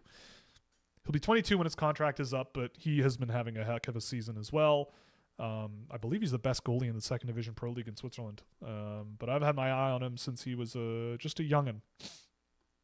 Yep, he's the best goaltender in the in the Swiss league this year. There are 4 goaltenders between a 930 and a 940, and Martin Netzcash is a 950. So there you go. Dmitry Evchenko's another one. Matvei Karbinov. I haven't really liked František Politin that much, but he's okay. Xavier Went in Tri-City. Oh my god. Tobias Treball. He's been interesting with Youngstown. We'll see where he goes. He's interesting. Yeah, there's a few. Stepan Safonov is a re-entry out of Russia. He's been really good too. Put a couple of Slovakian flags and their names scrolling by on top of the screen. All right, fine. You know what? We'll do it. Just for you. Here, watch this.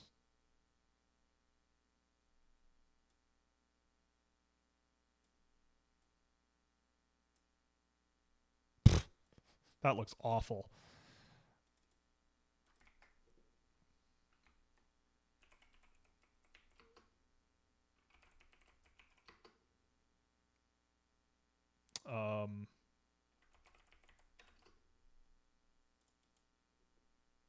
Oh, it disappeared.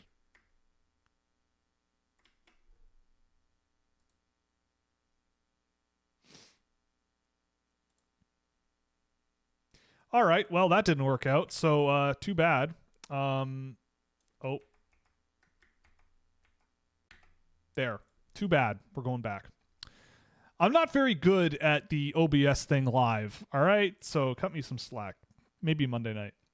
I remember you talked about this sometime in last summer. What sport did you say was tactically close to hockey again? I've been watching more basketball and getting into their plays.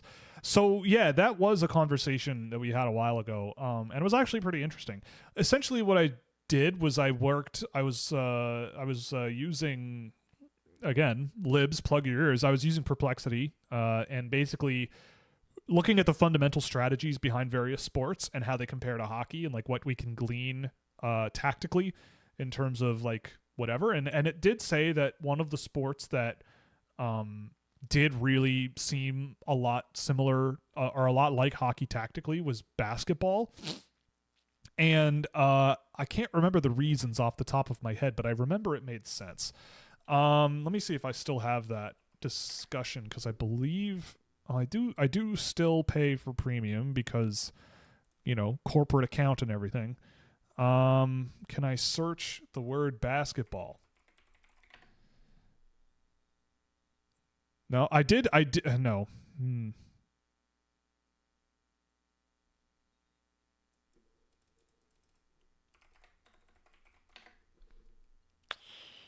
No,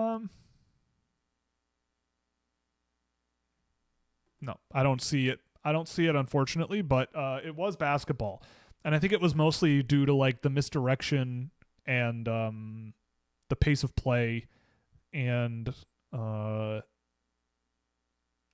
can't remember. Like creating space on and off the ball, I think it's like a huge part, and it is for hockey as well. But I can't remember off the top of my head. I mean, soccer is the obvious one too. Soccer is quite similar to hockey. It's just on a much bigger field and more players, and also much slower. But the principle is very similar, and like the tactics can often be, except for like the crossing thing, like, you know, but it's maybe not exactly the same. But yeah, I think it was basketball that it said was closest. Thoughts on the Russian class this year? It's definitely not the 2027 class. No, it is not. I mean, I think there are some interesting ones. I mean, I'm not really like blown away with a whole lot of Russians this year. Like I'm trying to look at who even are the guys that, like, there are more Latvians I like this year than Russians.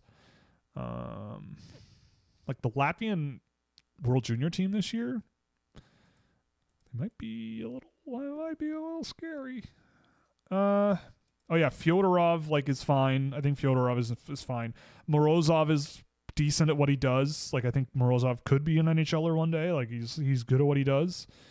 I still love Ivan Fomin. I still will die for that boy. He'll never get drafted. He'll probably never play in the NHL, but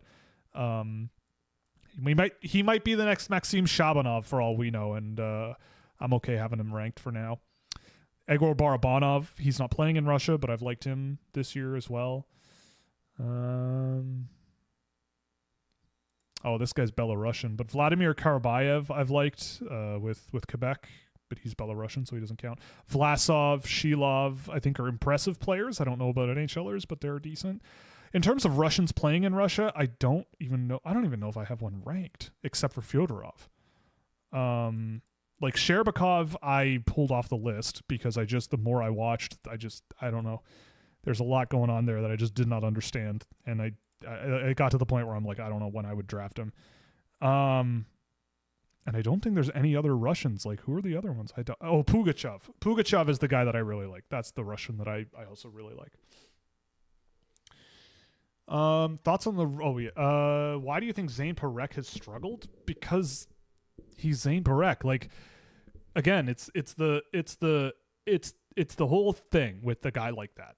He is a player who it's why I look at defensemen through the lens of I almost don't really care what you do in the offensive zone.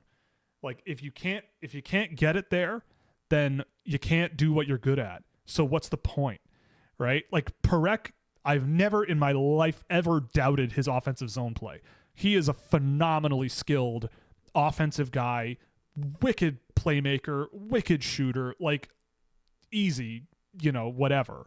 But with Parekh, it's a matter of like his defensive ability, his defensive zone coverages, his dependability breaking the puck out was a big problem for me when it just felt like there was a lot of almost like lack of focus with regards to the plays that he's trying to put together in the junior level. And I think that still was kind of on display when I did the video room on him last year. He was a lot better than I remember from his draft year. But a jump straight into the NHL is a big jump for a guy like that. And he's the type of defenseman where it's like if the puck's not going in and you're not putting points on the board, it's a bit of a question mark keeping you in the lineup. Now, when you look up and down the Calgary Flames roster and where they're at in the standings, like, would you rather just put him in the lineup and have him grow and learn and adapt and maybe not be the best defenseman in the world, but you watch him grow and be supportive and everything and put a guy like Jake Bean in the press box, then yeah, I think you could get that argument out of me, no problem.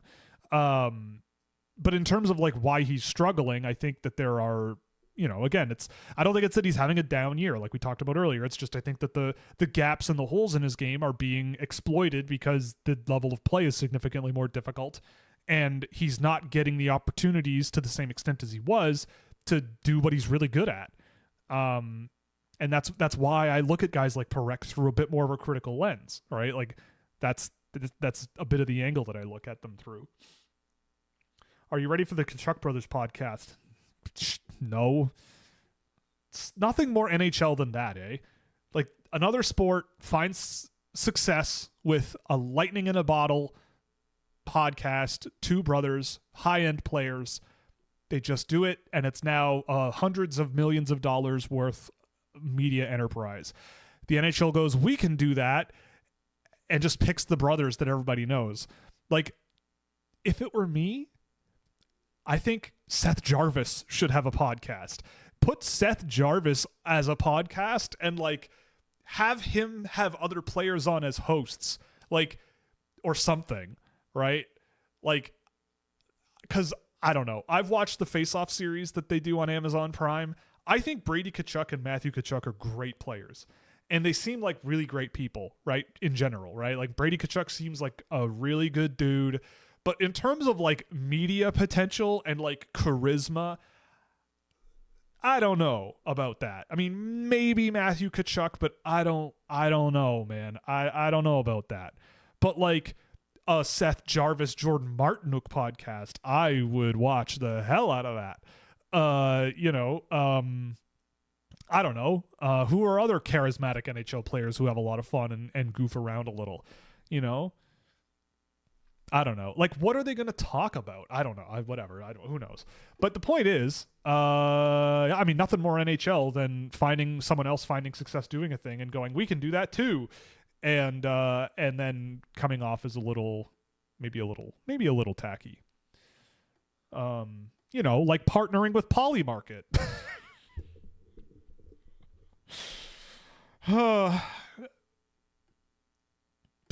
Wonder if Shane Pinto put his signing bonus on red or black. That's good. I like that. Thoughts on Oskaras Petkevicius? Probably the greatest player that ever lived. I mean, look at this kid. Looks like a picture of him when he was about 6 came up. Where does he play? Is this guy playing in... Oh, he's playing in Lithuania. Okay. I mean, it's a point a game in the Lithuanian league, so there must be something there, right? I don't know. I love the long 25-minute breakdowns on players. You know when those will come back. I mean, we're going to start doing video rooms next month, I think, when I'm back from vacation. And that'll be like the drafted videos, guys we did. The joke that we have had, me, AJ, and Rayanne lately, is that it's all going to be Habs prospects because Habs fans will slop up anything that you make about their future. They'll watch anything you do a bagillion times, and no other team will do that, really, in my books. But in terms of like the draft eligibles, that doesn't happen until the databases are full. Like that's like March at the earliest. So you got to be patient for those. Those don't happen right away. But the video room breakdowns of drafted players, that's coming relatively soon. I like giving guys some time to get ahead of steam going before I start looking at their games and going, well, what about this? Thoughts on Harry Nancy as well as Brady Wasselin? Well, that's a reminder. I need to look at Wasselin. I haven't yet, but I'm gonna. I mean, I think he's an interesting player, but I will not give you a detailed answer because I have not seen nearly enough. But Harry Nancy, it's great to see him producing. I mean, I think a lot of it will come back down to earth eventually. I think he's been shooting the lights out in a lot of his power play and all that stuff. But at the end of the day, I'm not going to complain because it makes me look smart. Because I loved Harry Nancy last year, and I thought he was a really good pickup where Toronto took him. If his name popped up, I would not have said no at all because I love a lot about him, and he seems like a great kid, great player, and he plays the right way. Trademark symbol. He plays the right way.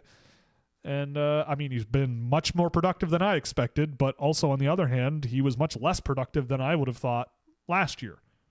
So the truth might be somewhere in the middle, just like any other thing.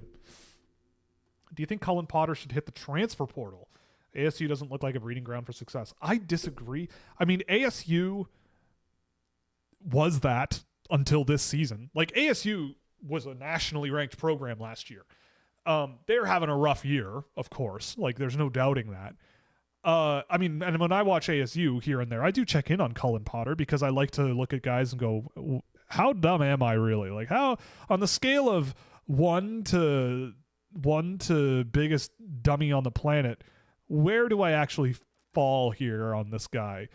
And I just cannot believe that he's like, I think there's still the same player there. It's just a matter of time. I don't know. I'm not concerned, I guess is what I'm saying. I'm not concerned. It's been like a month of the college hockey season, and I don't think that's nearly a long enough time frame to simultaneously go, see, I was right all along. He was overrated, and oh my God, it's time to panic. I think it's just he's still doing good stuff. It's just not on the scoreboard, and the team is not playing very well. So I think time will tell. Again, keep in mind too, he would be a freshman normally, right? Normal circumstances, he'd be a freshman, but I'm always going to go back to what he was like at the U18s when he went back to junior hockey. I don't know. I don't think the transfer portal is the right call. I think ASU is a good spot for him. It's just a matter of the team sorting it out around him. I don't know. Is Tynan Lawrence injured? I believe he is. What in the world got into Harry Nancy? Playing with Pierce Bowie, I believe he is a lot of the time now, question mark. I don't know. Time, patience, opportunity. And he's a bit better on his feet than he was last year. That also helps. But who doesn't like Harry Nancy, right? Who are you kidding here? Thoughts on Alexander Command? Yeah, I like him a lot. a lot of skill, a lot of pace in his game. I'd love him to be a little more inside driven than he is, but as a transition center that has a bit of defensive ability there as well, I like him a lot. I think he's a good player. I will track him again. It's been a while. That's a good reminder for me to do that as well. So, yeah, good player. You know, liked him at the U18s from what I saw as well. The Five Nations tournament that just happened. He was pretty good. How many years have we said Buffalo's a young team figuring it out? Many. And I've said this forever. I don't know what's wrong in Buffalo, but I would love to be a fly on the wall, or a fourth dimensional being capable of passing through solid three-dimensional objects so that I can sort of peer in on how that operation operates and what's going wrong there, because look, I remember the days when Buffalo was a good team. It's possible. It is possible. It's been a thing.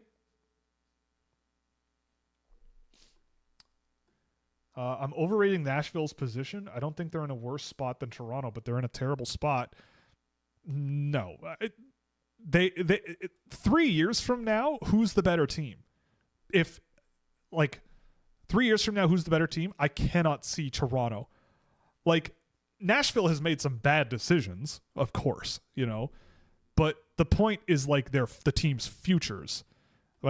Austin Matthews is hurt again, and that did not look like that bad of a play.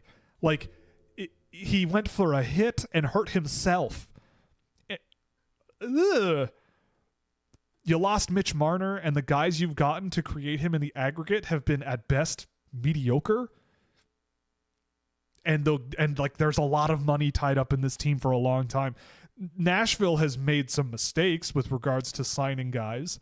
It's obviously not great, but I mean, at least you can say you have Evangelista, Wood, Svechkov, Kamel, Weisblatt, all sort of chipping in. Justin Barron is 23 and playing. Stasny. You've drafted guys like Stiga. You have Brady Martin lying around, who I'm not the biggest fan of, but Brady Martin would be Toronto's best prospect probably at this point. Nashville has 1, 2, 3, 4, 5, 6, 7, 8, 9, 11 picks this year. 1, 2, 3, 4, 5, 6, 7, 8, 10 picks next year already. How many times have they drafted in the last so-and-so years? I don't even know. I think Nashville by default is just in a better spot than Toronto. Unless Toronto can find a way to grow up this year, I guess. I don't know how you would describe it. Play like they want to win hockey games and add a defenseman or two somehow. Then yeah, Toronto is in a better spot. But I mean, Toronto, yeah, I don't know. Nashville has had a bunch of draft picks. I guess Toronto has Ben Danford. But I don't think he's a particularly high ceiling player either. An NHLer probably, but I don't know. Nashville, where are they? They've got, they've drafted 1, 2, 3, 4, 5, 6, 7, 8, 9, 10, 11, 12, 13, 14, 15, 16, 28 times in the last 3 years, and they've got another 30 draft picks in the next 3 years. I know which one I would want to be, considering things right now as of today, for sure.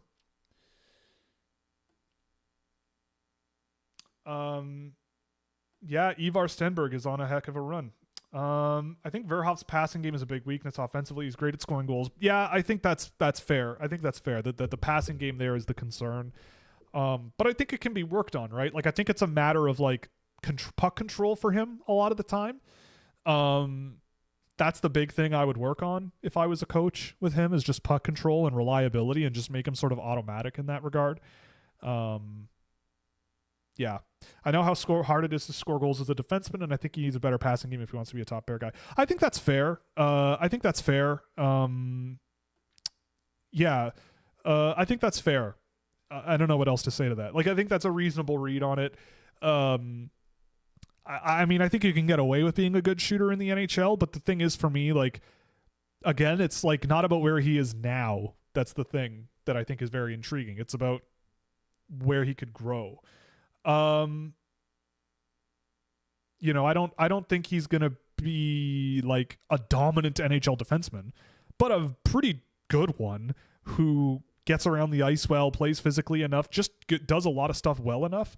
But, I mean, I do think there's a world where he's not my number one ranked defenseman this year. We just watched a game as a group of Albert Smits, playing for the men's team in Latvia, and he looked pretty good in that game. He needs to go to the right team, but he is pretty good.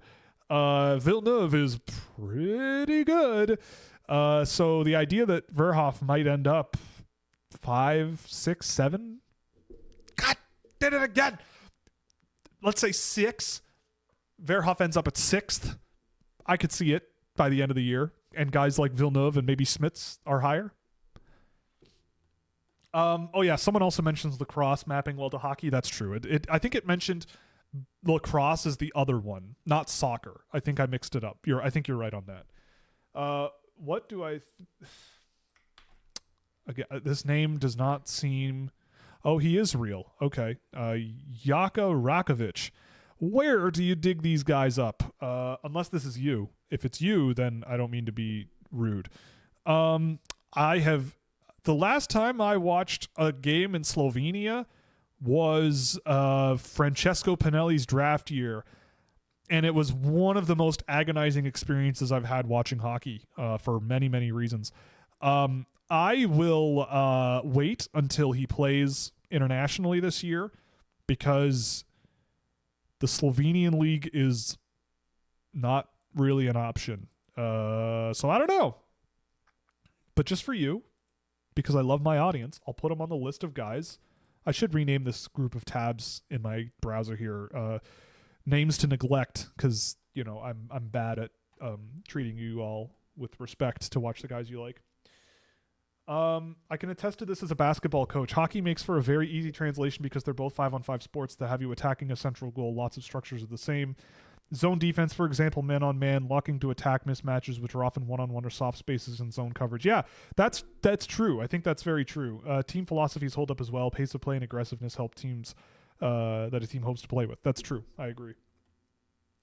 The main difference between hockey and a sport like lacrosse or basketball is how much less control hockey players have over the puck, resulting in a much less possession-focused game. Yeah, that is true. I mean, I feel like in basketball, pretty much everybody touches the ball in a possession, right? Like at least a little bit. Yeah, like I don't know.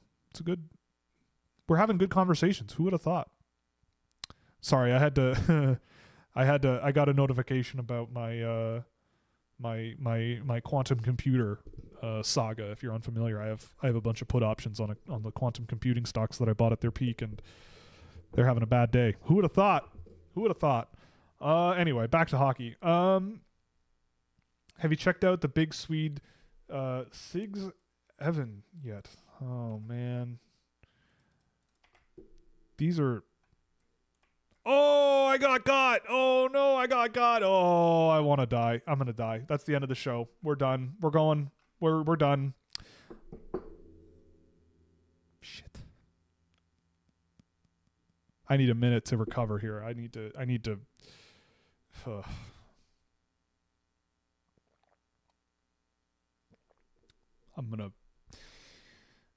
I'm never gonna show my face on the internet ever again. Crosby with Tavares as a podcast. Yeah, sure, that'd be fun. Non-spoiler review of Survivor this week. It's good. I mean, look, I will say this, right? I think it is unforgivable that show told us that 2 of the people on this season are going to be on the next season before the season even aired, because now you know that those people are going far and will have good storylines, because why else would they come back the year after as like a all-star? So that's incredibly stupid and incredibly frustrating because it kind of ruins a lot of the season for me. I will also say that last night they also did arguably the most frustrating thing I hate about that show these days at the challenge. I won't say what it was, but you'll know. I think it's just the worst. It's so funny. Like, Survivor is very quickly turned into, I can't not watch it because it's really good, Like the idea is so good, and they still do such a good job with like the general gist of it that I don't want to not watch it. But when it's not smart and poorly run and it's awful. Like the it's like, okay, look, it's like Star Wars to me, right? I will never not enjoy watching, I'd say, 5 of the Star Wars movies. I check out some of the TV shows. I like the general gist of it. But the Rise of Skywalker one, it's like you had so much potential and so many intriguing potential ideas, and you botched pretty much every single one of them and made it really, really dumb. So with Survivor, it's like there's so much to like. There's so much going there, and it's just these little things where you're just like, I hate it. That is so dumb. It's so dumb. It's so dumb. But it's a good episode, and I think this season is shaping up to be pretty good if it isn't already. But like there is a very relatively short list of things that I would, if I could, I forget the name of the Magic the Gathering card. Is it the Ring of Dominance or something like that? Where you can control the opponent for a turn after, like if you pay a big enough price, you can control your opponent. If I could play that card on Jeff Probst and institute a few things that I would change about that show, I would do it tomorrow. I would do it yesterday because it is so frustrating. It's so frustrating. Non-hockey question. Are you excited for the Super Mario Brothers Galaxy movie? Yeah, actually. I liked the first one. I kind of went in... Look, now that I'm a little older, I have kind of just learned to be like, I'm just gonna see it. I'm gonna watch it. I'm gonna do whatever. I'm gonna make my own decisions in life. I'm gonna be my own person, have my own takes, and I'm not gonna think something's gonna be unbelievably good. I'm not gonna think something's gonna be unbelievably bad. I'm just gonna go watch it. Right? I went to see, my the better half was like, hey, do you want to go to the Beaches concert? And I went, sure. I know some of their music, but like, sure, you really want to go? I'm not going to say no, and whatever. And like, there's definitely, you could definitely be like, how do they fill the Scotiabank Arena? But I didn't really care about any of that. I went to see them, and they were great. And so with the Super Mario Brothers movie, like, I mean, I heard from friends that it was pretty good, but like, I just kind of went in and been like, you know what? It's a Mario Brothers movie. It can't be worse than the first one that they did in the 80s. And I didn't think it was that terrible. It wasn't good, but it wasn't that bad. And then I watched this one. I was like, all right, it's pretty good. It's pretty good. The only thing I didn't like about it is the Peaches song. That's it. And I know that might be sacrilegious to people, but I find it incredibly annoying and I don't like it. But other than that, the movie was, I thought the movie was really, really, really good. And I also, having seen the trailer and being like, seeing the cast, I'm going like, what in the hell is this? But then I watched it and thought it was pretty good. So I'm excited for it. And Super Mario Brothers Galaxy on its own is cinematic in general. So it's a perfect idea to sort of to sort of expand on the movie universe. I'm excited. It's going to be interesting. Have you seen Ben Danford? Not in person. I have not laid eyes upon him as a human being. But I have watched him play. I've seen a bit of him this year. Not enough, but like he's still pretty similar to me. Like he might be a little bit more skilled and a little bit more aggressive than he was, but generally I feel like he's your run-of-the-mill, solid, dependable NHL defensive defenseman with a bit of that puck-carrying ability. Like he's a solid player, He's all right. Toronto has 0 firsts or seconds in 2026. Yes. Don't I know it? I mean, I'm fully prepared for team scouting to potentially have had a 6th or 7th overall pick this year because the Leafs are cursed by the hockey gods. It's a top 5 protected pick. So, that means that they're going to pick 7th. I did it again. This is the worst. I'm going home.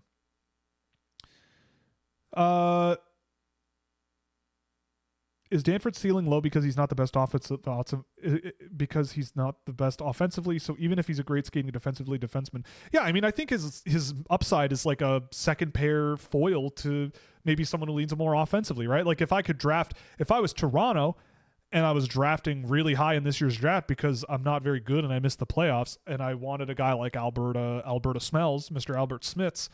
Again, I have to reiterate, I mean that with due respect to the province of Alberta. I'm sure it does not smell, but it's funny. It's just funny. So, deal with that. But if I could pick up an Albert Smits and have a guy like Ben Danford on a pair with him, I feel like that could really work.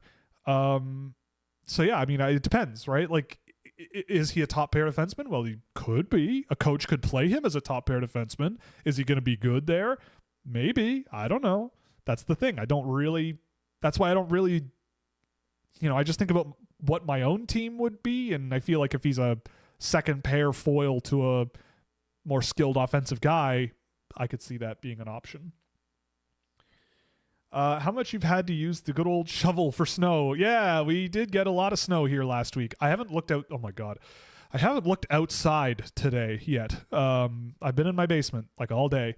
So yeah, unfortunately haven't seen it, but it did snow quite a lot and I did have to shovel twice, which the thing I don't like is that the leaves haven't fallen off the trees completely yet. So it just turns into this like goopy slop, which just is not fun.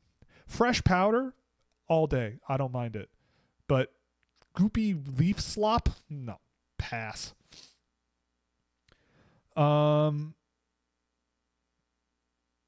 Yeah, I know. We need to end the stream before the memes get me. They're taking me over like the blob.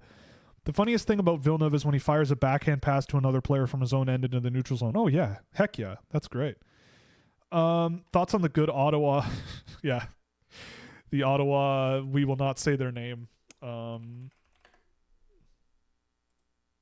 mean, they are a lot of fun. They are a bit of a wagon, the Ottawa.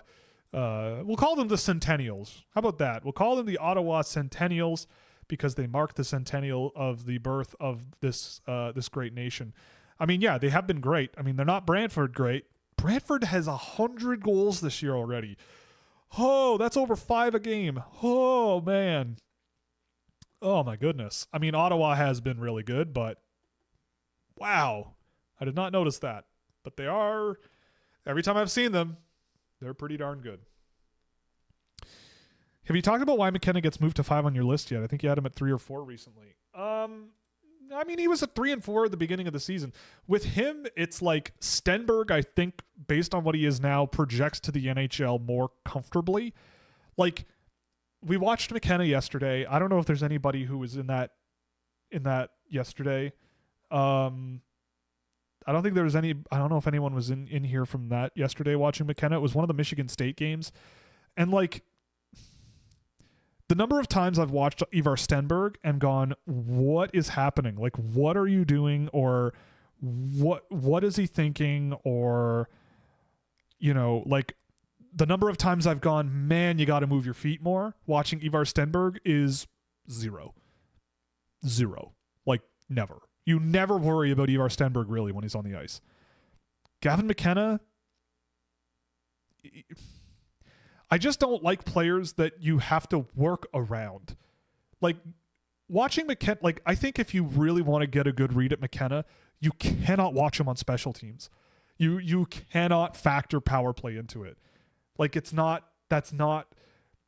unless you think that in the NHL, his role will be play him 2 minutes every power play, otherwise play him like a second line winger at 5-on-5. If that's what you think his potential is, then fair enough. And you can really focus on the power play stuff. But I don't know if you draft that top 5, right? With McKenna, like the upside is unbelievable. The playmaking ability, I think, is better than Stenberg's in terms of creativity and upside and high-end ability. And maybe I would put Verhoff behind him, right? Like maybe. But like Verhoff is quite a bit younger, about 6 months younger. But at the end of the day, I think with McKenna and watching him this past weekend, especially against Michigan State, which is one of the best programs in the NCAA, man, like I know that's a tough level of competition, but I don't think it was that he was struggling to beat them. I don't think that's the case. I just think that his style of play as it is now is limiting. And when he is not, and he is often not engaged, like that's the problem, you know? I don't know. Like to me, it's like if you at that point in the draft, right? If we're talking first, second, third, fourth overall, at that point in the draft, you cannot have a doubt in your mind. You cannot look at a player and go, great talent, but, you know, I think you can start to do that pretty quickly past that point. You know, if you have the 7th, 8th overall pick, you know, and you just look at a guy and go, I think he's going to produce. I think he's going to be a really valuable player. It's just maybe not the most valuable one available. I mean, McKenna, I don't think is going to go that late. I think that would be insane. But my whole thing since the summer has been that I think that you can just reorder that group at the top and argue pretty much anything. So yeah, I mean, I don't know. I just, for him, it's like, I don't know. Look, it's been really funny to me watching Leaf fans slowly go, well, I guess McKenna is the solution, I guess, at this point. It's like, man, go watch him play. Because I feel like if McKenna were on the Toronto Maple Leafs last year, I don't think he would fix their problems. And I get the feeling the media would be all over him by December. Like, I don't know. Maybe I'm being too cynical. But I look at a guy like a Stenberg or a Preston or a Lawrence, and I go, I do not worry about these guys one time in a game when I watch them play. The right things are happening so much more often. But when McKenna's on, he's on better than anybody. Like, it's bizarre. I don't know who else has really done that in the games in the past years, but I don't know. It's wild though. But it's really close. Like, it's really close. Have you seen any of Pardubice's? I'm not. Yeah, nope. I think I know what that is.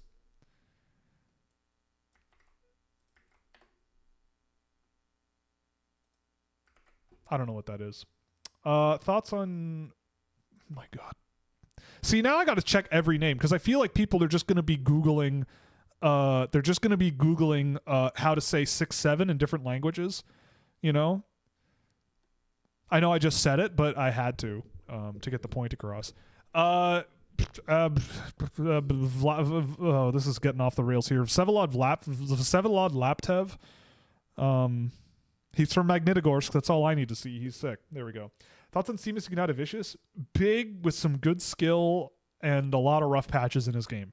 I want to like him a lot more than I do. You see some good potential there. You see some good upside, but he is a bit of a struggle sometimes. But he's physical. He's kind of hard to knock off the puck. Like, he's got some skill. So there might be something there, but he's been moving down my list over the course of the season. I want a power forward who hits hard, hits effectively when retrieving pucks, strong, wins puck battles with good puck control. Who is that in the 2026 draft? Suvanto? Yeah, Suvanto. If you can get Belchets to play a little bit more oomph, you know, him for sure. Definitely Suvanto. Mutrin, maybe Casey Mutrin.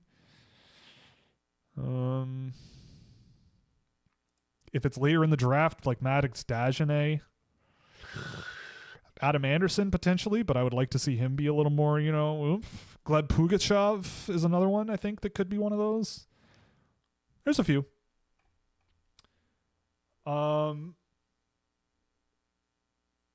Curious on, oh my goodness. See, David is you're testing me, son. You're testing me. That's not a real. It's not a real person.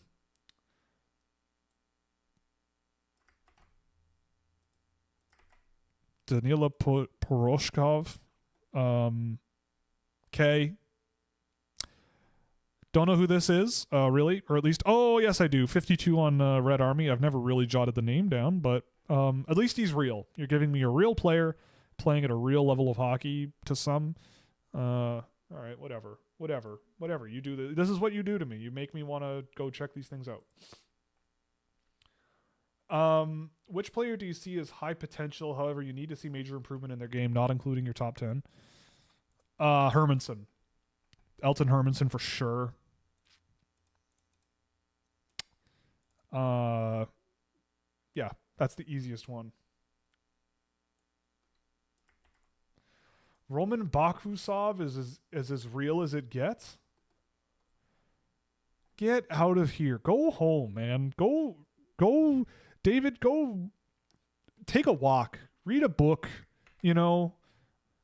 You can do better than Sibir Novosibirsk's second team in the Russian under-18 level. Come on, man. Like, live your life, son. Live your life. Justin Poirier looks like an NHL player. I'll believe it when I see it. What do you think of the Mexican neopunk band? I can't tell you. I can't tell you because I'm not going to say their name live. I mean, I've heard that their 6th and 7th albums are pretty good. But other than that, I don't really know. What's your biggest I don't know about Villeneuve?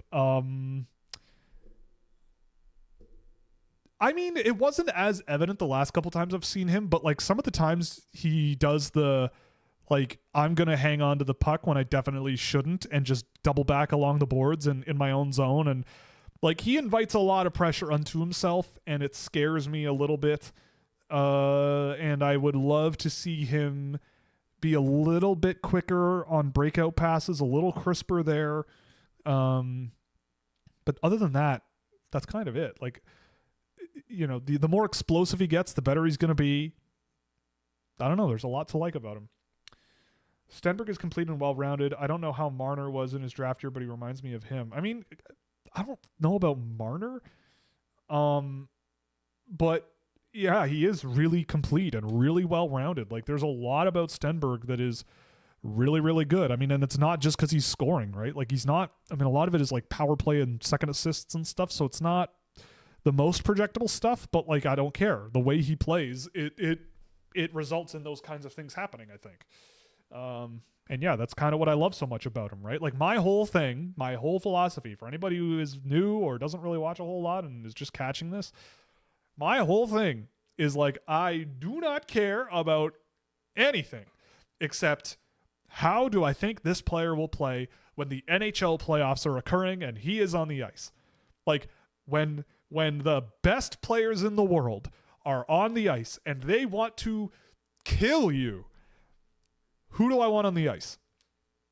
Whether I'm up 4-0, down 4-0, who do I want on the ice that will ensure that we win that game or ensure that we put a good enough effort in to make a comeback possible? The rest, I just could not care less in terms of value in the draft and what I prioritize, because I do think there is such a thing as players who kind of have it and players who kind of don't have it. And you can live with players who don't have it, but if you have a lot of players who kind of don't have it, you're the Toronto Maple Leafs. I'm sorry, outside of William Nylander. We're never going to sass William Nylander on this show, and he has been their most consistent playoff performer. I don't think that's in dispute anymore. But that's kind of my point, you know? I could not care less if you're a 70-goal scorer. Could not care less. When push comes to shove, what happens? When you are against the wall, you know, when you are being pushed around by someone who is the underdog and they want to rip your head off, what do? I think there are certain styles of play and certain players that exhibit either the ability to be that kind of a player or the ability to fight back against that type of player, right? I mean, they might be one and the same. But the point is, That's how I. There we go. All right, we're back. Have you seen much of Reshny this year? Not as much as I want to. It's probably time I do about it. I'm not even gonna look that name up. I don't believe that it's real. Actually, I'm gonna look it up. I can't help myself. This is a problem. I have problems. Yeah, no, I knew it. I knew it was just 6-7 in a different language. I knew it. I tried reading a book, but magically found myself on Instat. Oh man, I think you need a therapist then at this point, man. My therapist would probably say that to me, but we don't need to talk about that. Thoughts on Rafik Vorosian? I like him. I think he's an interesting player that I'm not surprised is doing really well in the MHL. I would have really liked to see him still in the OHL, but such is life. He is the guy who was in Owen Sound, was it last year? Is it? Yeah, Owen Sound. Yeah, I mean, but he plays, he's a solid player. I don't think I would draft him. Ivan Fomin makes him look good. I mean, I'm joking, but no, I mean, but he's a good sort of big skilled guy. But I don't know if there's an NHL player there. Is Belchet's a Nyes? Maybe. I think there are echoes there. Similar echoes, I would say. Yeah. I think Belchet's brings a little more than Nyes did at that age in terms of like on the fly play and like rush offense. Not that Nyes is bad at it, but yeah, I think there's some areas a little bit more to Belchet's than Nyes, and some areas a little bit more to but they're cut from the same cloth. You know what I mean? On that note, anyway, we're gonna call it a day. Thank you very much for joining me. If you really liked what we do, you can definitely support us by getting a subscription to Scouching.ca or joining as a YouTube member. If you do join as a YouTube member, please make sure you get in touch with me through Discord or through Twitter DMs or my email is on my Twitter. Any possible way to get in touch with me so I can get you your account on Scouching.ca and give you your free access to that site through your YouTube membership. Again, I mean, it seems like we might get going on a second channel, so if you're interested in that type of content, more another data nerd style thing, but more, again, I swear on my life that if this is a thing that takes off, I'm not going to be that type that tells you what to do or tells you, buy my course or any of that crap that you see all over the place. It's just going to be learning how money works and watching it flow around the world and why it's happening and just sort of seeing where things are going and why things are the way they are, and also, how to take care of your own money, because I think that's a skill that a lot of people are not taught and are taught bad habits or never learned habits in the first place. So let me go. Please let me go. Please. I need to go. But this was a lot of fun. I believe I'm alone again next week. So hope you like this format because you're getting more of it. I'll see you back here on Monday night and then in 6 or 7 days. Anyway, thanks for joining me. This was a lot of fun as always. Be safe, be nice, do your thing, be you. As long as it's those other things first too, whatever. But anyway, thank you very much, and we'll see you Monday evening.